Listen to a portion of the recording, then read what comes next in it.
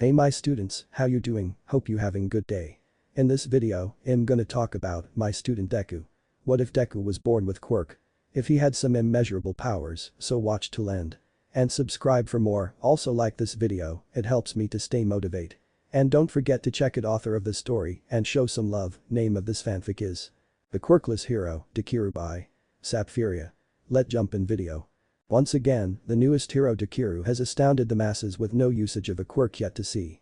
Fans of the new pro hero are speculating what his quirk is, with some even suggesting that Dekiru is the first quirkless hero in Japan. Next week is the 1-year anniversary of Dekiru's first appearance, so all you fans out there can celebrate the hero's coming. Up next, are villains becoming dumber or smarter, right after this commercial break. Inko Midoriya chose that moment to turn off the TV, eyes brimming with pride. 8 years ago, her quirkless son, with tears streaming down his eyes, had asked her if he could become a hero. She wanted to run over and cry too, apologizing to her son for not passing down a quirk to him, but a part of her wanted to tell him he could do it. And she told him he could do it. Izuku was a smart young man, analytical and able to soak in information like a sponge. Inko knew she could use that to their advantage, meaning that he could probably skip a couple of years of school to be able to set his name up as a hero early.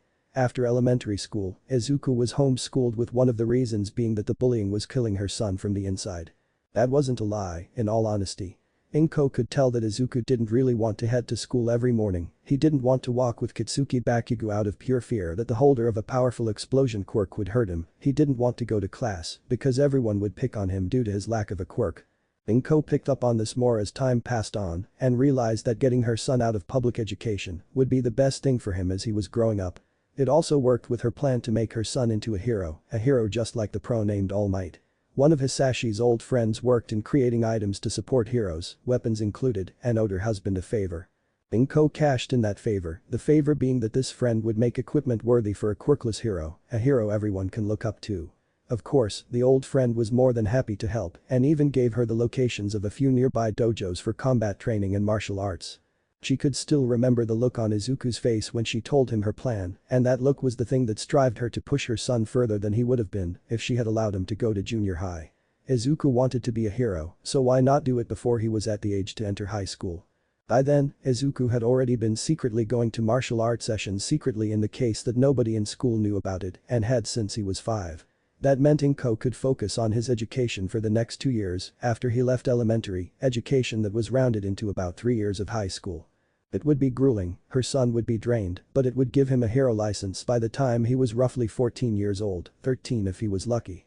Fortunately, Izuku rose to the challenge, wanting to achieve his goal more than anything. After the first year of homeschooling, Inko had taken her son to meet her husband's old friend to get fitted for the items that would make up his hero costume. Reinforced boots that would power up his kicks, gloves made do the same to his punches, a belt with pockets that contained useful items that could help with hero work, a mouthguard fitted with a voice changer and mask to cover his face that could be tied around the back of his head. The friend was kind enough to make the holders for the 3 weapons he would actually be using and the outfit itself. From there, Inko made sure that Izuku knew how to safely use the weapons, 2 metallic retractable staffs and a large mallet, in combat situations. Thanks to her husband being a pro hero before his quirk was required in a foreign country, she had access to a large list of pros who would love to help their friend's family out. Of course, Inko would have a word with these heroes before training began just in case anyone would be prejudicial towards her quirkless son. No hell hath a mother scorned, which was certainly the case with overprotective Inko Midoriya. About halfway into the 2nd year of homeschooling, Izuku took the test for a hero license, having received a good word in from many a pro, his father included. Inko was overjoyed when her son trudged into their apartment holding a card with his picture and hero name plastered on it, giving him a right to partake in stopping crime around the city. What made her even more proud of her son than before was the hero name he had chosen, Dekiru. Kitsuki had always called him Deku, a respelling of the kanji in his name, to use as an insult, a weak useless person. However, through studying, Izuku had found out that Deku was close in spelling to Dekiru, the word that meant you can do it. You can do it was his motto growing up on the path to being a hero. He didn't have a quirk, but his mother had done everything in her power to allow him to become one. "Mom, I'm home." Izuku called from the entrance to their apartment, closing the door behind him as he entered the living space. He wasn't in his hero outfit, just a red jacket with a pair of baggy jeans, but the smile on his face told her everything. "How was your round, Izuku?" she asked as he took a seat beside her on the sofa, plopping his sports bag down next to him. Pretty good, there weren't too many criminals out today, so I just ended up helping people. He didn't seem upset by the lack of criminals or villains, quite the opposite was true. I was practically the only hero out on the streets that wasn't patrolling. That sounds amazing, Izuku and Inko giggled at the small groan she heard from her son as she got up. I'm making lunch now, I think a katsudon is in order. That piqued Izuku's interest. But it hasn't been the year anniversary yet. I know, the mother smiled kindly at him. But you have proved to the world that being quirkless doesn't mean you can't follow your dreams. Heading towards the kitchen, a thought popped into her mind. Do you have a hero tagline yet? Practically every major hero had a tagline before their name such as the youthful hero. Recovery girl or the symbol of peace. All Might. Even after a year of service, she was sure that her son didn't have a tagline yet, which was odd considering how popular Dekiru had become as a pro hero. Not yet, but the fans have come up with some. Leaning over the back of the sofa, Izuku began to read ideas out. The snarky hero, the hero of wit, the peaceful hero, the list goes on, but if someone asks, it's going to be the quirkless hero. Dekiru. Announcing your lack of a quirk, are we? Inko inquired playfully as she began to chop up ingredients for the meal. And proud of it, Izuku continued to silently read through some of the over options, laughing quietly at one person had suggested, the hero who roasts Endeavor thanks to that little incident a month back where Izuku had proudly stomped the number 2 hero, Endeavor, in a fight of wit. He realized that, without his mother's persistence and perseverance, he wouldn't be where he was today. Mom, thanks for believing in me back then. Everything you've done for me so that I can be a pro can't be repaid. You're my hero, Mom. Tears formed in the corners of Inko's eyes. Thanks to her words, seeing her son perk up and commit to being a hero to make his mother proud, she never started binge eating to take away stress. Apart from the bullying, Izuku didn't hide his feelings or things from her, which meant she was hardly stressed at the prospect of her son being a hero. The Sashi had contacts from his old agency who had promised to do anything for her and Izuku whilst he was away, and they delivered when Inko explained the situation. Now and again, they would send letters asking for Dekiru to work at their agency, but that was never going to happen. Dekiru was a hero to save people, helping them no matter who they were, an agency wouldn't permit him to carry out his ways. A hand wiped away her tears as mother and son brought each other into a hug, words that were left unspoken didn't need to be said. They knew how the other felt and enjoyed the victorious burst of relief that came from it. It had been a middle rank call out the day of Dekiru's year anniversary, a villain had taken a hostage and was threatening to go on a rampage if 100 million yen was not given to him, with an escape route free of charge. Considering the villain wasn't powerful or well known, most of the heroes had refused to answer the call. Izuku didn't care about those things, all he cared about was saving people and meddling when it wasn't his business in the first place. Having answered the rank call, he had suited up at home and was currently leaping across rooftops to the location of the call-out. The reinforced boots ran on nerve sensors on the inside of the casing, cleverly working out what his brain was telling his legs to do so that they could either cushion landings or stiffen up to land a killer kick. Black ribbons from his mask extended out from under the hood of his jumpsuit, little rabbit ear-like points poking out either side of the head as homage to All Might who Izuku was a huge fan of. The jumpsuit itself was dark green with black lines running down the sides with a red utility belt for holding all the little extras he acquired from his father's friends and ex-co-workers. Jumping continuously, with some sprints of running, was getting tiring. Izuku felt lucky that his weapons didn't weigh anything, in his opinion, and were easy to carry around. Hoping that the scene wasn't too far away, the nearly 15-year-old took a quick look around when a shout from afar caught his attention. Don't worry young lady, why? Because I am here. Was that All Might? Izuku rushed over, only to find that this was the place the call-out had come from. Peering over the rooftop, he noticed the villain was holding a woman with one arm with a knife and the other at her throat. True to form, the number 1 hero was at the entrance to the alleyway with the police, having set up a block for civilians behind him. It then hit Izuku that he was going to be working with All Might, the fanboy inside him died and went to heaven. He had been a fan of the hero for years and now, as a fellow pro, had a chance to fight alongside him. Reeling in his fanboy tendencies, Izuku silently crawled his way down into the alleyway behind the villain, hearing the people mention stuff about All Might like, "No way, I can't believe All Might's here. He really is the symbol of peace. Why would he be here against a petty villain?" Of course, stuff like that minus some parts were said about him as well, but Dekiru wasn't a pro hero that cared about rankings. Currently, he was ranking number 11 in both popularity and skill aspects that the heroes needed to perform in. Sure, he was one away from the top 10, but half the time, he really doesn't know what ranking he is on the pro leaderboard. Some reporters had to remind him he was the number 11 hero during a brief interview once. The villain was throwing insults out everywhere at this moment in time, threatening to slit the poor woman's throat if All Might took a step closer. He never said anything about Dekiru taking a step closer. Dekiru, as seen by the people, was a cynical but kind-hearted hero who loved to make references to modern culture. Many compared him to a sane Deadpool with the way he presented himself, however Dekiru didn't kill anyone and was a hero, not an anti-hero. Pulling out his mallet from its sheath, Izuku made his way over so he was right behind the villain and tapped him on the shoulder. As the villain turned his head around, loosening his grip on the hostage in the process, the quirkless hero grinned under his mouthguard. "Don't worry love, the cavalry's here." With that, Izuku swung his mallet with as much force as he could muster without grievously injuring the man, and whacked him one around the head. Whilst the villain was dazed, he grabbed the hostage's hand and ran with her to safety. "Hey. That's Dekiru. No way, my two favorite heroes are working together. Someone pinch me." "You can beat him All Might, Dekiru." Having given the woman over to the police, Izuku had taken his place next to the muscly man of power, who was smiling down at him. "So, you're Dekiru.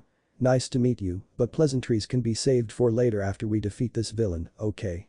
Straight to the point, All Might was truly worthy of his #1 spot. "You got it, mighty man." Whilst his hero persona was confident, Izuku himself was sweating pretend buckets. "I have a plan which involves only 2 steps and will cause the least amount of damage to the buildings around us." "Oh? And that plan is?" All Might sounded interested by the idea. Everyone who had watched the news knew that Dekiru's scenes weren't destroyed due to the fact that the hero was careful in his work. Since he seemed to never use his quirk, or he never had one to begin with, Dekiru would make the least amount of damage, making him a go-to hero for the police. "I use the capture tape I have on me to stop his quirk usage, and then you go in for a Detroit smash." A silent nod from the other pro told Izuku that his plan was a go. Springing into action, he dashed forwards whilst the villain was still slightly dazed and pulled a roll of capture tape from one of his many pockets in his belt. Quickly tying it like a lasso, he aimed and ensnared the villain within its quirk-draining coils before turning to All Might. "Now." "Right then." Having clenched his fist and his butt cheeks tightly, the #1 hero released the power in his arm directly into the villain's stomach with a loud yell of smash. The villain's eyes widened, saliva flying from his mouth as his body curled in from the blow. The lasso was removed as he clutched at his aching stomach area and fell to the ground, allowing the police to collect him from the 2 heroes, who were now being interviewed by excited reporters. "Dekiru, can you tell us how you feel after being a pro hero for a year and already being the #11 hero?" "All Might, what's it like being the #1 hero who's past his prime? Can we get a private interview with the 2 of you?" The 2 poor heroes tried to answer as best as they could, but in the end relied on All Might's jumping ability to get them up onto a high rooftop to avoid the paparazzi. Whilst some heroes liked the media attention, Izuku wasn't one of them, and neither was All Might, apparently. The 2 sat down after the ordeal, both panting dramatically from their daring escape. So, All Might was the first to speak, which surprised Izuku as he was sure the nerdy fanboy in him would take over immediately afterwards. "You've been a hero for a year now." "Yep, and I don't regret anything that's happened over this year," Izuku replied, leaning on his hands behind him as the heroes took a breather. "Being his hero has allowed me to help and to save others, to meddle when I'm not wanted, because 9 times out of 10, I am actually useful to the situation. It's awesome." Well put, well put." All Might seemed deep in thought for a moment until he broke the silence yet again. "I've noticed you don't have a hero tagline yet, why might that be the case?" "Well, the fans have made their own, and people are speculating, but it's kinda hard coming up with something on my own." Izuku stood up, gearing himself up to leave, but wanted to leave a lasting impression on the most powerful hero in Japan. "But I have one. It's the quirkless hero. Dekiru." Seeing All Might's face drop as the pro realized his co-worker had no quirk was priceless. "See you around, All Might. I'd love to work together again one day." With that said and done, Izuku hopped off to the nearest rooftop and continued until he was out of sight, leaving a gobsmacked All Might behind. He knew something no one else really knew about the other hero. Dekiru was quirkless. Normally, UA staff meetings went along smoothly, without a hitch, but today was different. Hands slammed on tables whilst the females' voices rose up dramatically. The principal, a white-furred creature, sighed and shook his head. This action gained the attention of the staff members. "Good, now we are quiet, I can continue with my explanation," Nedzu announced calmly, smiling at everyone within his staff body. "I am only suggesting the inclusion of Dekiru as a future staff member. The real clincher is if he accepts my letter of invitation to join our esteemed workforce. Plus, you lot would have to accept working with a quirkless man." All eyes rested on the skeletal form of Toshinori Yagi aka All Might, who was glancing between them individually. Dekiru is #11, even after only 1 year of being a pro hero. The reason why is what he does, he goes above and beyond the call of duty to show the world that a hero is there for them. A guy like that would be perfect as a new perspective on our teaching courses. Even so, shouted Aizawa, the hero Racerhead, interrupted with a small huff. How can we confirm anything you are saying? Well, for starters we meet this Dekiru and ask him ourselves, Toshinori replied with a hint of sarcasm in the tone of his voice. Then will you not be so cynical? Not really. Look, Midnight, one of the few female heroes employed by UA, burst in, trying her hardest to stop any form of argument from breaking up between Aizawa and Yagi. We'll come with you to meet Dekiru and assess him to see whether or not he's suitable for a job here. Any objections? No, but you did steal my control over the situation, Nezu smiled back at them, with the affected heroes wondering what was going on. However, I am willing to forgive and forget in this instance. I'll see you all tomorrow. Go beyond. There was only one thing that the heroes could truly respond with. Plus ultra. Popularity was everything for a pro hero, considering there were two lists a hero could end up on. That meant one of them was based around popularity, the other was based on power, time spent as a hero, and how well they did their job. The one everyone knew about was the popularity one, the one Izuku was number 11 on. In reality, he was probably actually ranked number 99 or 98 on the other official list, but, on the list voted by the public monthly, he was number 11. The popularity list was the only one pro heroes really based their goals on, becoming the most popular hero was what almost everyone strived for. The reason why, popularity-wise, Izuku was already number 11 was the fact he had a larger Quirkless fanbase than most heroes. Since he was and speculated to be on the internet Quirkless himself, he was showing that they too could become heroes if they never gave up on their dreams. They could do it, just like he did with his mother's support. Being a kid hero was practically unheard of, but being a kid villain wasn't, which is why many guessed that he was just a short man around 18 or 19 years old.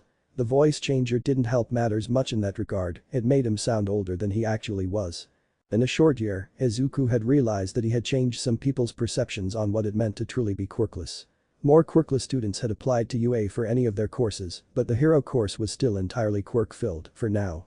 Quirkless rights activists groups were gaining more support, and overall, it seemed as if the standards of living for the 20% who didn't have a quirk had risen drastically compared to when he was a child. It was things like these that made Izuku proud to be a hero. He loved his job to death, but stuff like this was the icing on the cake. He was inspiring Quirkless people to become heroes, just like he was. It was truly amazing. He was out on another call, this one however was a high-ranked call. A villain was destroying downtown buildings with people inside of them.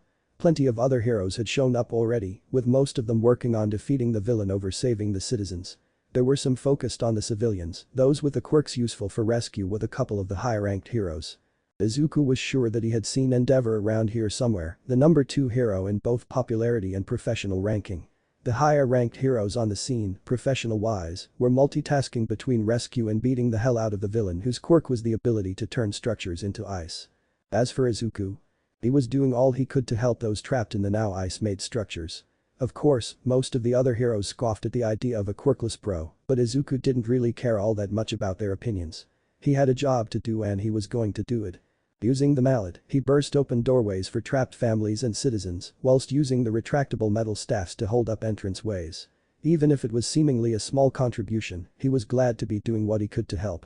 The villain had been apprehended by the time the last of the trapped civilians had been rescued. The media's attention had rested on the heroes that had taken the villain out, not the ones like himself and Kamui Woods who were on rescue duty. Izuku was used to that by now, he really didn't care much for the media and only really got attention if he was the sole hero on duty at the time or he teamed up with a famous hero. The attention wasn't the reason as to why Izuku became a hero, the ability to save others and help those in need was. Slipping away from the chaos after everything was over, Izuku headed for home with a smile on his face. One of the children he had helped to save had told him that he was their favorite hero and that they wanted to be just like him one day. Hearing that had brightened up his day considerably, making the walk back just that much brighter. He was so caught up in his thoughts that he didn't sense the approaching figure behind him until they placed a death grip of a hand on his shoulder. Instincts kicked in as he pulled out a staff, elongated it, used it to knock the hand off his shoulder, before turning to whack the person in the face when he found out who it was. The All Might Izuku was immediately ashamed of himself, attacking the best pro hero in Japan wasn't the smartest thing a person could do. I'm so sorry, I thought you might have been a. He was interrupted by the laughter emanating from deep within the other hero's lungs. I understand, Dekiru. Don't worry over such trivial things. All Might grinned, but every now and again he began to look over towards a nearby alleyway. What was up with that? May I talk with you for a moment? Sure, Izuku tried to glance around the pro hero to see what he was gesturing secretly, albeit doing it badly too. What's the matter? Well. It's quite simple really, a white creature of some kind with round ears and a tail wearing a waistcoat with smart clothing came out from behind the accused alleyway, surrounded by other pro-heroes, ones Izuku knew very well. There was one thing all these heroes had in common, they taught at UA, which was the most prestigious hero academy in the country. Some of the more noticeable ones were Eraserhead, Present Mick, Midnight, 13 and Cementus. We want to offer you, Dekiru, a job on the teaching staff of UA. Izuku blinked once, then twice, then 3 times before the information sank in. They were kidding him, right?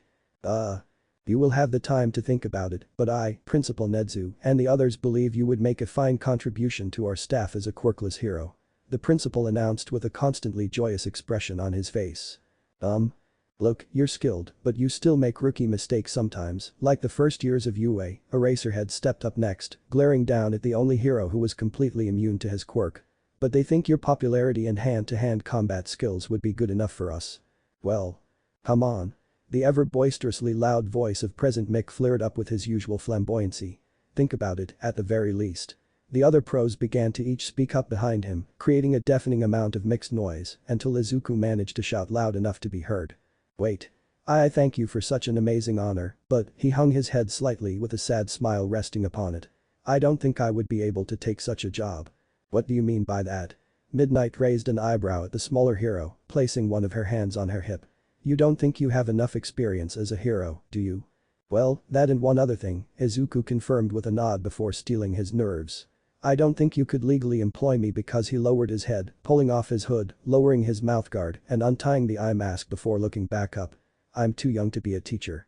There was just silence, complete and utter silence, as brains slowly began rebooting and working again. All Might was the first to react. What? This is impossible.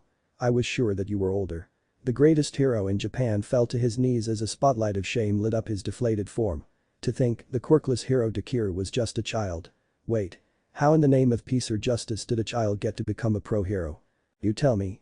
Present Mick's sunglasses had fallen from his face, revealing eyes that had widened over 100 times their original size. Only those in high school or having completed it can get a hero's license. Oh, I've just taken my third-year high school exams. A bunch of blank stares met the quirkless hero, who began nervously fretting about the situation he was in. I'm homeschooled, and my mother saw it fit to skip junior high and focus on high school syllabuses instead. Skip junior high? Cementus looked towards Eraserhead with a stoic expression. That means he should be around 14 to 15 by now. So, technically, he is correct. We cannot hire him as a teacher until he is 16 at the very least. So, what do we do now? Snipe asked the other pro-heroes. Sure, the kid's legal enough to be a hero, but he's kinda too young for what Nedzu wanted him for. Quick, someone think of a way he can help out. The teachers of UA pulled each other into a group huddle, sometimes looking back at the boy when they talked, which was nerving to say the least. At least 5 minutes passed until they released with downtrodden expressions, well, everyone except the constantly cheery Nedzu and Eraserhead. The latter stepped forwards, staring down Izuku in a way that made him shake internally. Is there anything else you can do that doesn't relate to hero work? Well, kinda, all eyes were on him, which normally would cause Izuku to sweat buckets where he stood. I'm pretty good in analyzing quirks, understanding how they work and how to counter them. I've been doing it ever since I was little. Since I'm quirkless, it makes sense to even the playing field by knowing the basics of my opponent's quirk before I can take them on in a fight. I normally plan my strategies around my quick analyses. Izuku realized he was close to mumbling, almost had a freak out from the nervous energy that was building inside of him. That wasn't really a skill outside of hero work, but… I've got it. Heads turned in the principal's direction, who was looking quite proud of himself. You, Dekiru, could be UA's first quirk guidance counselor. At the confused expressions meeting him, Nedzu simply waggled a finger and grinned. The students, first years especially, would benefit from having a professional view on how to improve their quirk usage.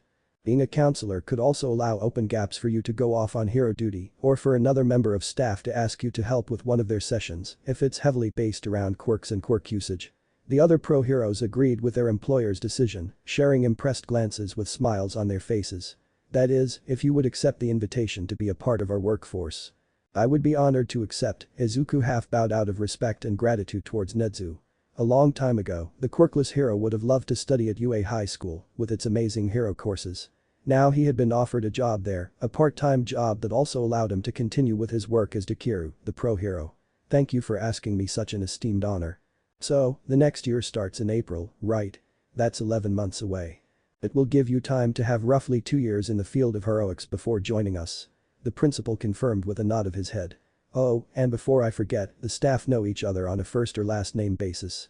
Would you mind telling us your true identity, Dekiru? My name's Izuku Midoriya, sir. Still trying to get the information to sink into his brain, the 14-year-old tried to be polite whilst having a cynical edge towards this conversation. There was no way this was happening. But I think you'll have to get my mother's permission first before I can be a member of staff next school year. Yes, quite. Do not worry Midoriya, as all of a sudden, Nezu was pushed out of the way by Midnight, whose eyes had widened underneath her mask. Whoa, hold up, she interrupted, crossing both arms in front of her chest with a knowing smirk on her face. Are you, by any chance, related to Hisashi Midoriya, the pro-hero flamethrower? He's my father, Izuku replied, guessing that his father had worked with Midnight once before and had mentioned his full name or something. It's thanks to his old agency and friends, along with my mother's dedication, that I am where I am now. I knew it. Namuri Kayama aka Midnight smiled fondly as she spoke. Hisashi was like an older brother to me back in high school and we didn't even go to UA either. I was constantly trying to get him to confess to Inko and I'm glad they did in the end. It was painful to watch. Speaking of Inko, how is she doing? Mum's doing great, the quirkless 14-year-old wasn't sure whether to laugh or to burst out into fanboy mode at the idea of his father being best friends with Midnight when they were around his age. She's been making sure that father's old friends aren't shirking off on their work. Atta girl, Inko. Midnight grinned proudly. Still the same as ever. Alright then, I believe All Might and I can take it from here. Nezu regained control of the conversation despite not getting angry at anyone once at all. I believe it is time for you to continue patrolling whilst we speak to Midoriya-san about having young Dekiru here as one of our staff members. Until next time, go beyond. Plus Ultra. One by one, the pros left with some stopping to give Izuku their true names whilst welcoming them into the faculty. Midnight stayed behind the longest, handing over her mobile number, which was to be given to Inko at the earliest convenience, so the two could get in contact after years of not hearing from each other. Also, she wanted some gossip about Hisashi, for one thing. The girl wanted to know what her big brother figure has been doing for over 20-odd years now. Was that too much to ask? You want my Izuku to work for you? Inko blinked once, twice and finally 3 times at the 2 members of the UA staff workforce that were sitting on the sofa opposite her. But isn't he a bit too young to teach? After all, he hasn't had enough time on the field as a pro hero yet to be qualified to teach people his age. He's only just finished the high school examination period. Young Midoriya won't be teaching as such, he will be a quirk guidance counselor, All Might explained for her, comedically crouched up in his space to make sure he didn't knock Nezu with his elbows or thighs. It's a part-time job where he could still do pro work but could also help out many of the staff members as an active teaching assistant. UA's academic year has only just started, meaning we think it would be best to wait until next April to add him on board. That gives him around 11 months to continue as Dekiru before joining UA. So, what do you say, Midoriya-san? Do you allow it? Well, Inko stood up and walked over to the nearest window with her back turned to face the both of them. Even when he was little, all Izuku ever wanted to be was a pro hero like All Might was. He waited and waited for an amazing quirk to show up, but it never did. I had 2 options the night Izuku asked me if he could be a hero. Either I apologized and cried with him, or I believed in him and worked hard to help make his dream come true. I chose the latter path and I am glad I did. She turned back around with a telltale sign of tears welling up in the corners of her eyes. Izuku loves being a pro hero more than anything. I've never seen him smile so much in his life since he became Dekiru and, well, I just don't want a job to take that happiness away from him. I see, you are quite the thoughtful mother. Nezu took a sip of the hot beverage he had been offered when he had entered the apartment the Midoriya family resided in. We have already talked to Midoriya-kun about it and he would love to take up the position. However, I promise you if he starts to hate it, we will freely release him from our staff workforce and allow him to continue with the life he was living before we offered him the job. Really? The older Midoriya inquired, still not completely convinced by what she was hearing. You mean that? She gasped in shock as All Might slid to the ground and bowed for her with his forehead resting against the floor. I, on behalf of UA, promise that the health and well-being of your son will be in consideration for as long as he stays with us. He will be cared for and treated equally to us teachers, regardless of quirk status or age. As long as you agree, we swear in the honor of the hero to give Midoriya-kun complete freedom on decision-makings, even if someone desperately wants him to help out one of their quirk-based lessons. Please, at the very least, just consider it. He felt a soft hand touch his shoulder and looked up to see a teary smile. I already have, Inko said softly, holding out a hand to help the pro hero back up. If it helps Izuku, makes him happy or he wants to do it, I will support him no matter what happens. However, if he gets hurt because of you. We get it, we're dead meat. Nezu took another sip of his drink as All Might nervously grinned at the green-haired woman. Ah, wonderful. Thank you for giving your consent, Midoriya-san. He stood up where he sat and shook her hand politely. I am looking forwards to seeing what your son has to contribute to UA within the next year. You're welcome, and I thank you for offering Izuku such an amazing position in the first place. She replied solemnly, bowing her head in response. It was nice to consider my opinion on the matter in the first place. Well, young Midoriya is underage, All Might began to say when Nezu grabbed his arm and began dragging him out of the apartment. Oh, alright, I can walk myself. Thanks once again and see you in April, young Midoriya. Inko closed the front door behind her, turning around as her son exited his room. She opened her arms for a hug that was happily returned. Thanks for agreeing to this, Mum. Izuku muttered into her cardigan, his words muffled by the fabric, but he was close enough to her ear for her to hear him. As long as you really want to do it, I'm fine with that. Remember, I'm here to support you all the way. She pulled him closer to her, slowly rubbing the back of his messy curl-covered head. I'm so proud of you, Izuku, I will always be proud of you. Think about it, my baby is going to be teaching at UA soon enough. I can't believe this myself, but it's real and I believe I am the proudest mother in the world right now. Izuku chuckled and gave her a smile of his own. This is all thanks to you, Mum, I'm proud of you too. If it wasn't for you getting a hold of Dad's old friends, then none of this would have happened. Inko was sure she was crying by now, tears of gratitude ran down her cheeks as she embraced her son. I love you, Izuku. I love you too, Mum. It was around 7:30 in the morning when Izuku, fully kitted out in his hero costume, arrived at the front gates of UA for his first day on the job. The past 11 months leading up to this day were spent solely on hero work, which helped to pay some of the bills and living costs at home. Not that money was Izuku's main reason to be a hero, he was just being paid for his job by the government. Rumors had spread that All Might was going to be teaching the same time that he was starting out as the Quirk counselor, but none had spread about Dekiru working at UA, meaning that he had been safe from extra questions from the media. Time had passed quite quickly since the day that Principal Nezu had confronted Izuku about the job, with hero life continuing as normal. 5 months in, his exam results had returned showing that he had passed with above-average grades. He didn't get 100% in anything, but a mix of 70s and 80s for someone who was supposed to be starting high school in half a year was incredible. Izuku and Inko had celebrated that night with a meal out and a movie at home afterwards. The pro heroes of UA sent their congratulations at the news as well, and Midnight turned up with a homemade cake in her arms. Speaking of Midnight, the pro had been a commonplace visitor to the Midoriya household, practically a member of the family now due to her past with both Inko and Hisashi. Auntie Kayama couldn't help herself but make a fuss over her adoptive nephew, and thus Izuku was the sole victim of two ladies' remarks about his adorableness. But, when it came to hero work, Midnight was solely focused on her task when she actually could roam the streets. She was even more focused than ever if Izuku managed to team up with her to take down some villains. When the day of the UA exams had rolled around, Nezu had invited Izuku to spectate the event, making sure that he saw what sorts of quirks he would have to deal with for the first years that would be entering the same time he started his job. Unsurprisingly, Kitsuki Bakugo was one of the many hopefuls trying to get into the prestigious school and had been the one to gain the most villain points, ranking himself first out of all of the 300 entrants who applied. However, he wasn't the one Izuku had eyes on. The purple-haired boy seemed to have the same power as All Might, but he broke his limbs while saving another applicant from the zero-mark robot, gaining himself 60 rescue points. Izuku had a feeling that this boy would be the one student who would end up in his office more than most, especially if this is how he plans on using One for All. Izuku only knew about One for All because All Might had told him personally, also asking if he couldn't tell anyone about it. The reason why was because the pro hero had offered the quirk to Izuku, who rejected the offer politely because he was the quirkless hero and he didn't want to take a quirk because it changed who he was and what he was fighting for. Of course, All Might, who Izuku called Toshinori-san due to the close relationship they had started to build since the day the number one hero had offered his quirk to the younger boy, understood this but warned him that a successor would be coming to UA next year. The purple-haired boy was the one who saved Bakugo. Izuku no longer saw the need to call him Kaken after years of separation from the slime monster, the same day Izuku had come down with a nasty cold. He, the boy, had run in to save the day, even though his quirk wouldn't work on a bunch of living slime with no real brain.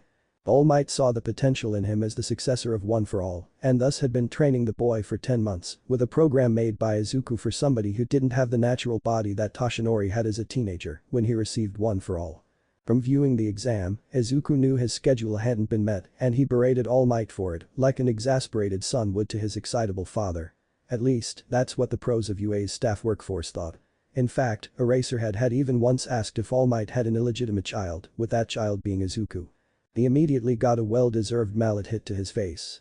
Izuku walked into UA through the gates, glad that his staff pass stopped the security system from going into lockdown the moment he went near it. Having already had the tour of the facility from Nedzu on the day of the hero course exams, he already knew where the staff room was, near the front entrance on the 3rd floor. No one else was in yet, judging by the lack of voices and the fact his footsteps seemed to echo for miles. Climbing up 3 flights of stairs was nothing, neither was opening the giant-sized door of the staff room, but being glomped on by your self-proclaimed aunt within minutes of entering the room, well, that was a bit of a problem.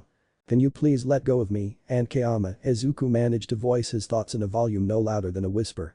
"You're crushing my lungs, I can't breathe." "Oh. Sorry." She put the 15-year-old down with an apologetic smile on her face. "Geez, I dunno what just came over me." "I do," Present Mick grinned, winking whilst nudging Eraserhead in the shoulder. "It seems Kayama is taking her 18+ rating to heart with the boy Lolita umph." 2 punches to the top of his head, one from Midnight and one from Dekiru, instantly shut him up. "And an auntie greet her nephew in a way a mother does her son," Kayama growled angrily, folding her arms across her chest. "If you were in my position, you might have acted the same way. Izuku is like a nephew to me in all but blood, so shut your yap you fucking pervert." Says the 18+ rated hero, AHHH stop it Midoriya. "Please stop hitting my hair with that metal stick of yours." "Take his sunglasses," Aizawa suggested behind a small smirk, thoroughly enjoying the pain his Ashi was going through. "Then you'll really cause some damage." "Damn it, Shouda." Present Mick yelled from his lowly position on the floor. "Don't tell him give me back my sunglasses you brat." It was at that moment Toshinori and Nedzu walked in to see most of the teachers cheering Izuku on as he ran around the staff room with his Ashi sunglasses in his hands, the said man following in pursuit. Even Aizawa seemed to be enjoying himself, actually grinning at the spectacle he would belittle his students for doing. Of course, there had to be a reasonable explanation for this and there was. One look at the fuming Kayama told all, his Ashi had pissed her off again. "Alright everyone, that's enough," Nedzu announced, ending the chase there much to the upset of the teachers. "Students will start arriving soon enough and we need to be ready for them. All homeroom teachers should be ready for orientation, minus Aizawa who has spoken to me already and Midoriya, I believe you should think about heading to your office, if that's okay." "Yes sir." Everyone replied, with the chaos and carnage being turned back into a respectable staff office within seconds. Izuku begrudgingly handed back Present Mick's sunglasses but sent the blonde man a deathly glare, warning him of what would happen if such an event ever happened again. Needless to say, he had definitely got the message. Izuku knew that the first day would be just paperwork and no actual consultations. With orientation, students would be told about the Quirk guidance counselor but would not have the time to go and visit the office to find out who was behind the doors. That gave him ample time to make notes about every class and their quirks, as given to him via the student data sent by Nedzu to his office computer. Prioritizing the first-year classes, hero classes at the top, was the best way about it, considering the hero classes would be using their quirks more than any other class. Those in the second and third years had already learned a lot about their quirks and their physical limitations. The first years were starting out with that due to schools forbidding the usage of quirks inside school grounds. Having already made all the notes he needed to on Class 1A, Izuku decided to take a small break before moving on to 1B. It would take him a week to get all the quirks analyzed and ready in case a student consulted him, but he really didn't think that the first week would be too strenuous. His office used to be an old classroom that was never used for some odd reason, refurnished and refurbished to look presentable. His desk, along with a computer and the usual desk stationery, was close to where the blackboard once was, right in the center with 2 chairs either side for one-to-one confrontations. A set of cupboards lined the left side of the wall to the door, containing files and information about every class, or it would do when he was done with his analyzing.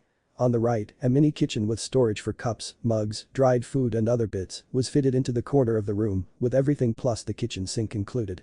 The middle leftover space was decorated with a rug and bean bags, just in case a student was too nervous with sitting behind a desk for a consultation.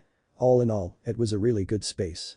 Heading over to the kitchen to make himself a glass of water, Izuku stopped when he heard a knocking at the door. He frowned, knowing that the first-year classes would be in orientation and the other years would be doing a day's worth of homeroom. Abandoning his quest for water, he went over to the door and opened it, shocked to find Aizawa standing there. "Have you analyzed my homeroom's quirks yet?"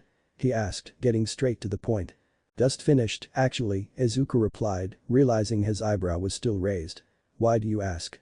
I'm skipping orientation to test their quirks out. I want you to be there for hands-on experience for what you're getting yourself into. The older pro hero almost smiled for a moment there before quickly returning to his usual emotionless face.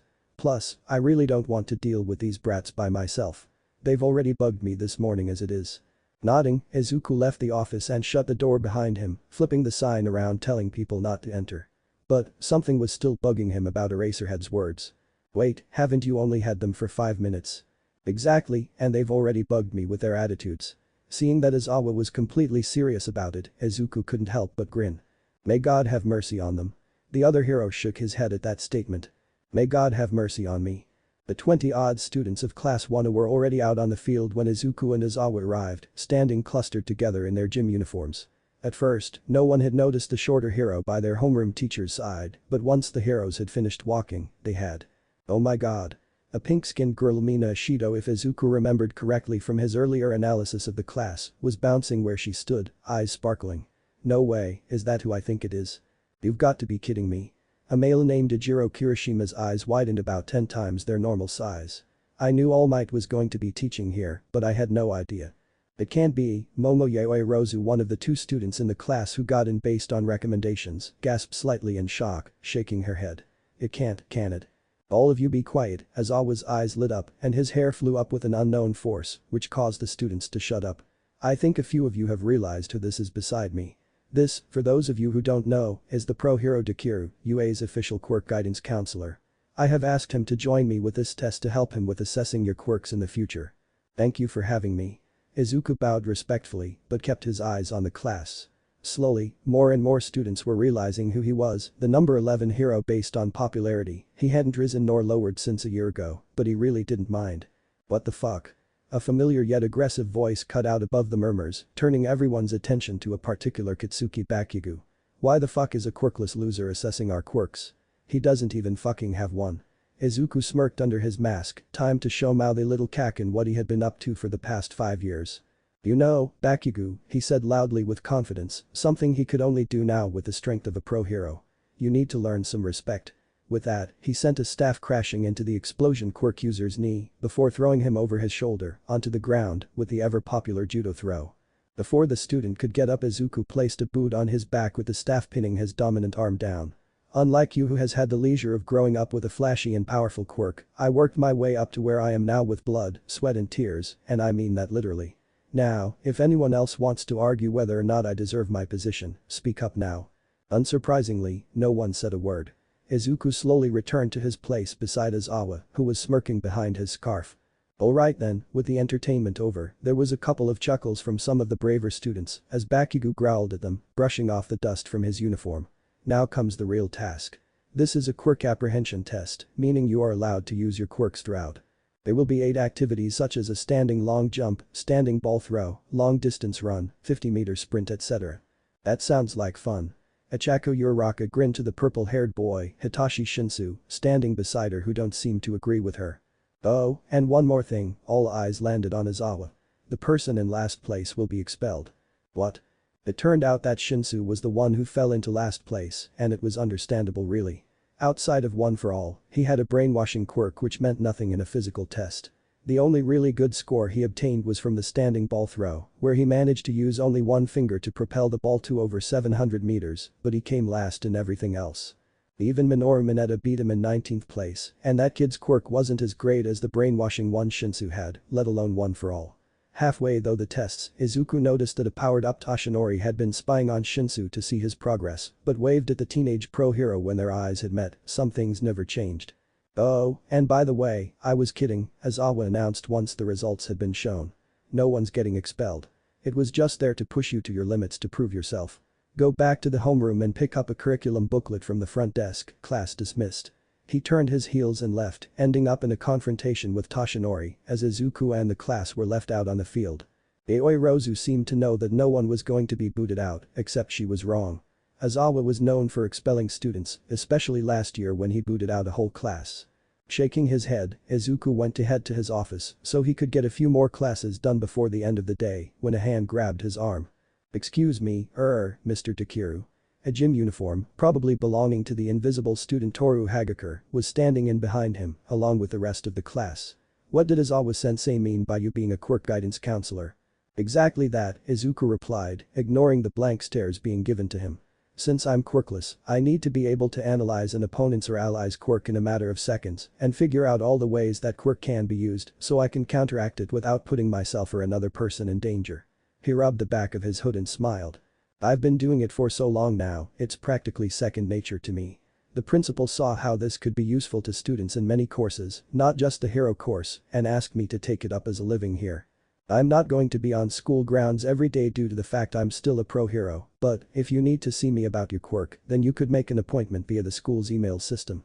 Incredible, Tenya Iida, who bared a striking resemblance to his older brother Tensei Iida who Izuku had worked with once before, muttered in a thoughtful pose. "Of course, I should expect nothing less from the first quirkless pro hero in Japan." Right, now off you go." Izuku jokingly shooed the students away. "You've practically been given a half day here, make the most of it. You won't get this chance ever again." As the students began to leave, he decided to call out once more. "Not you, Shinsu. I'd like a word, if that's okay." With a note to give to Recovery Girl in his hands, Shinsu gave Izuku a raised eyebrow but told Uraraka that he'd see her later. Once everyone had left the outside area, they began to talk. "What did you want to talk about, sir?" Shinsu inquired, only to hear a chuckle from the shorter pro next to him.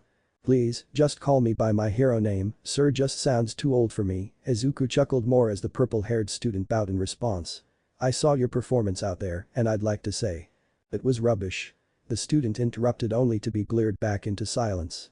"No, it was pretty good for someone who doesn't have a grasp on One for All and has an emitter quirk like brainwashing." Izuku ignored the horrified gasp coming from Shinsu's mouth. "Look, All Might has asked me to spend a session on you once a month, so we're going to be getting to know each other a lot over your time here at U. And yes, All Might told me about One for All because you were starting this year. Who do you think structured the plan All Might gave you? He couldn't understand how the power would come unnaturally to you as it would if anyone else with a lean body would do. Went ahead and used a tweaked version of his own plan with my suggestions, the idiot. So, you. Yes, I'll be helping you as much as you're going to be seeing Recovery Girl for your injuries." Izuku unfolded his arms and lowered his gaze. "Listen, Shinsu, you seem to be a respectable guy who was told his quirk was worth nothing in the world of heroes. All Might gave you a chance to prove them wrong, just like someone gave me a chance to prove that a hero can be quirkless if they push themselves to the limit. Soon enough, you'll be able to use some of One for All's power without breaking your body, but you can only reach that stage with training, got that?" "Yes, Dekiru." A soft smile formed on Shinsu's face, which in return made Izuku grin back, even though the former couldn't see it through his mouthguard. "Good, now head off to Recovery Girl and get your finger fixed. I wouldn't want to keep anyone in that much pain, be off with you." He watched as the purple-haired student left sniggering, smiling until the boy disappeared from his line of vision. "You picked a good one, Toshinori. You really did, he deserves it more than I ever would have." The rest of the week had gone by relatively eventless for Izuku. Minus the few moments when he was dragged into UA World Wars between midnight and present Mick, he was practically in the most blissful job imaginable. After Class 1A's little test, Izuku had managed to finish the first year's Hero and General Ed courses files off, getting the rest done by Friday morning.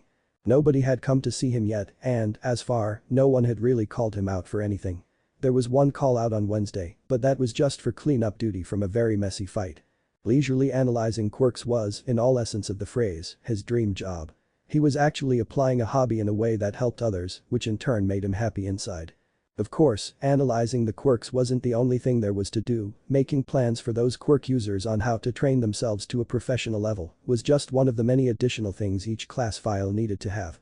Every now and again, he'd take a small break for a drink or something to eat, but, for the most part, he was hidden away from sight in the office, with next to no one knowing he was there. That was, until. "I am bursting into your office like a normal co-worker." All Might happened. "Afternoon, Toshinori-san." Izuku replied, not even glancing upwards from his computer screen on which he was looking over the recent villain attacks in his free time. Toshinori, in his powered-up hero form, blinked once, twice and then 3 times before yelling once again. "Afternoon, young Midoriya, how can you be so nonchalant about such an occasion?" The expressive, smiling pro-hero entered the office space, his cape bellowing behind him even without a trace of a breeze. "Such an occasion?" The other, younger pro raised an eyebrow as he repeated a part of All Might's sentence. "I didn't know I had anyone booked today." Well, you don't, but today is the day that I need you with me, almost as if the man had teleported, All Might was right in front of him. The kids are fighting each other and I need a clear head to make sure none of them kill each other. Wait, Izuku's mind had to repeat everything his superior had told him until it clicked. What? Kill each other? What kind of insensitive madman would let them do that?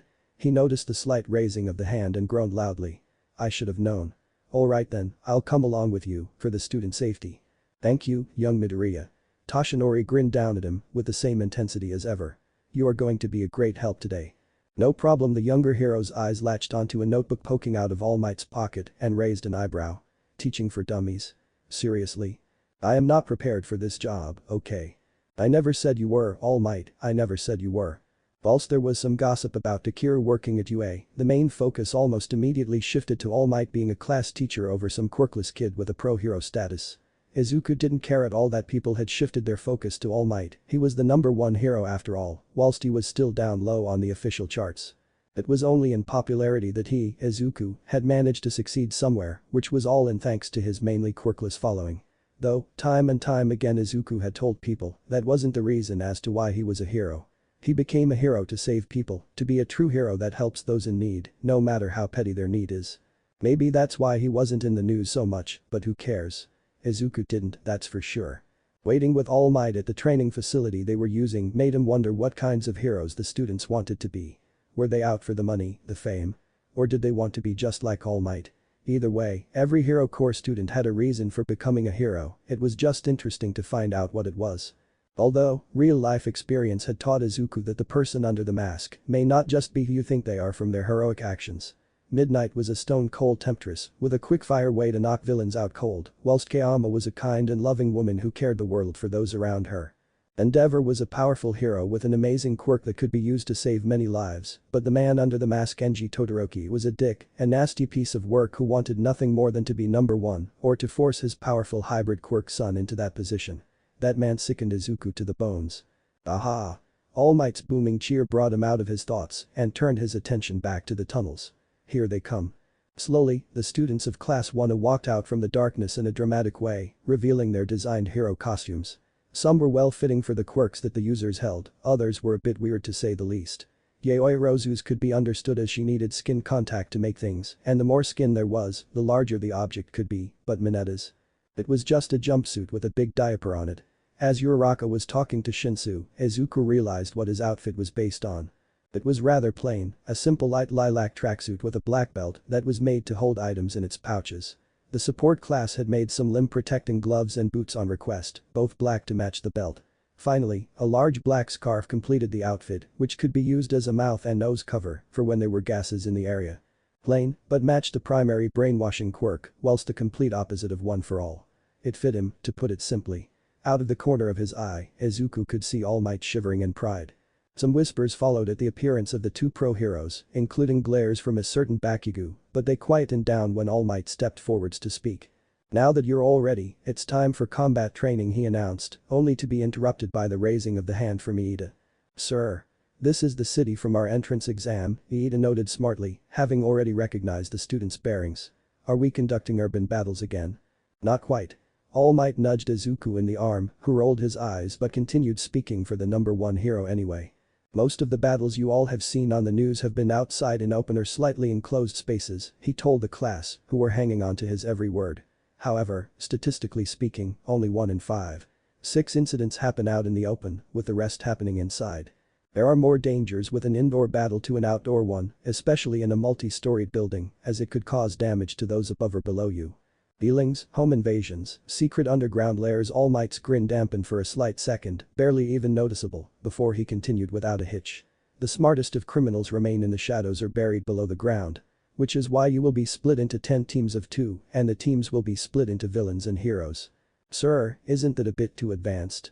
Asui asked with a tip of her head. The best training is what you get on the battlefield. The #1 hero replied. Just remember, you aren't dealing with robots here. These are actual people you are fighting against, just like in real-life situations. Sir, are you the one who decides who wins? Yaoi Rozu inquired. How much can we hurt the other team? That was, surprise surprise, Bakugo. Should we worry about the losers getting expelled like with Mr. Izawa? Uraraka asked nervously. Are you splitting us up by chance or by personal skill? Iida questioned with another raised hand. Isn't this cape magnifique? Everyone turned to face Aoyama with raised eyebrows as All Might began shaking in barely controlled rage. Calming himself, the pro pulled out a couple of folded pieces of paper with a scenario written out on it. Okay, listen up. All Might's voice boomed, regaining control from the question-asking class. This is the scenario. The villains have gotten hold of a powerful bomb and are hiding it on one of the levels in an abandoned building.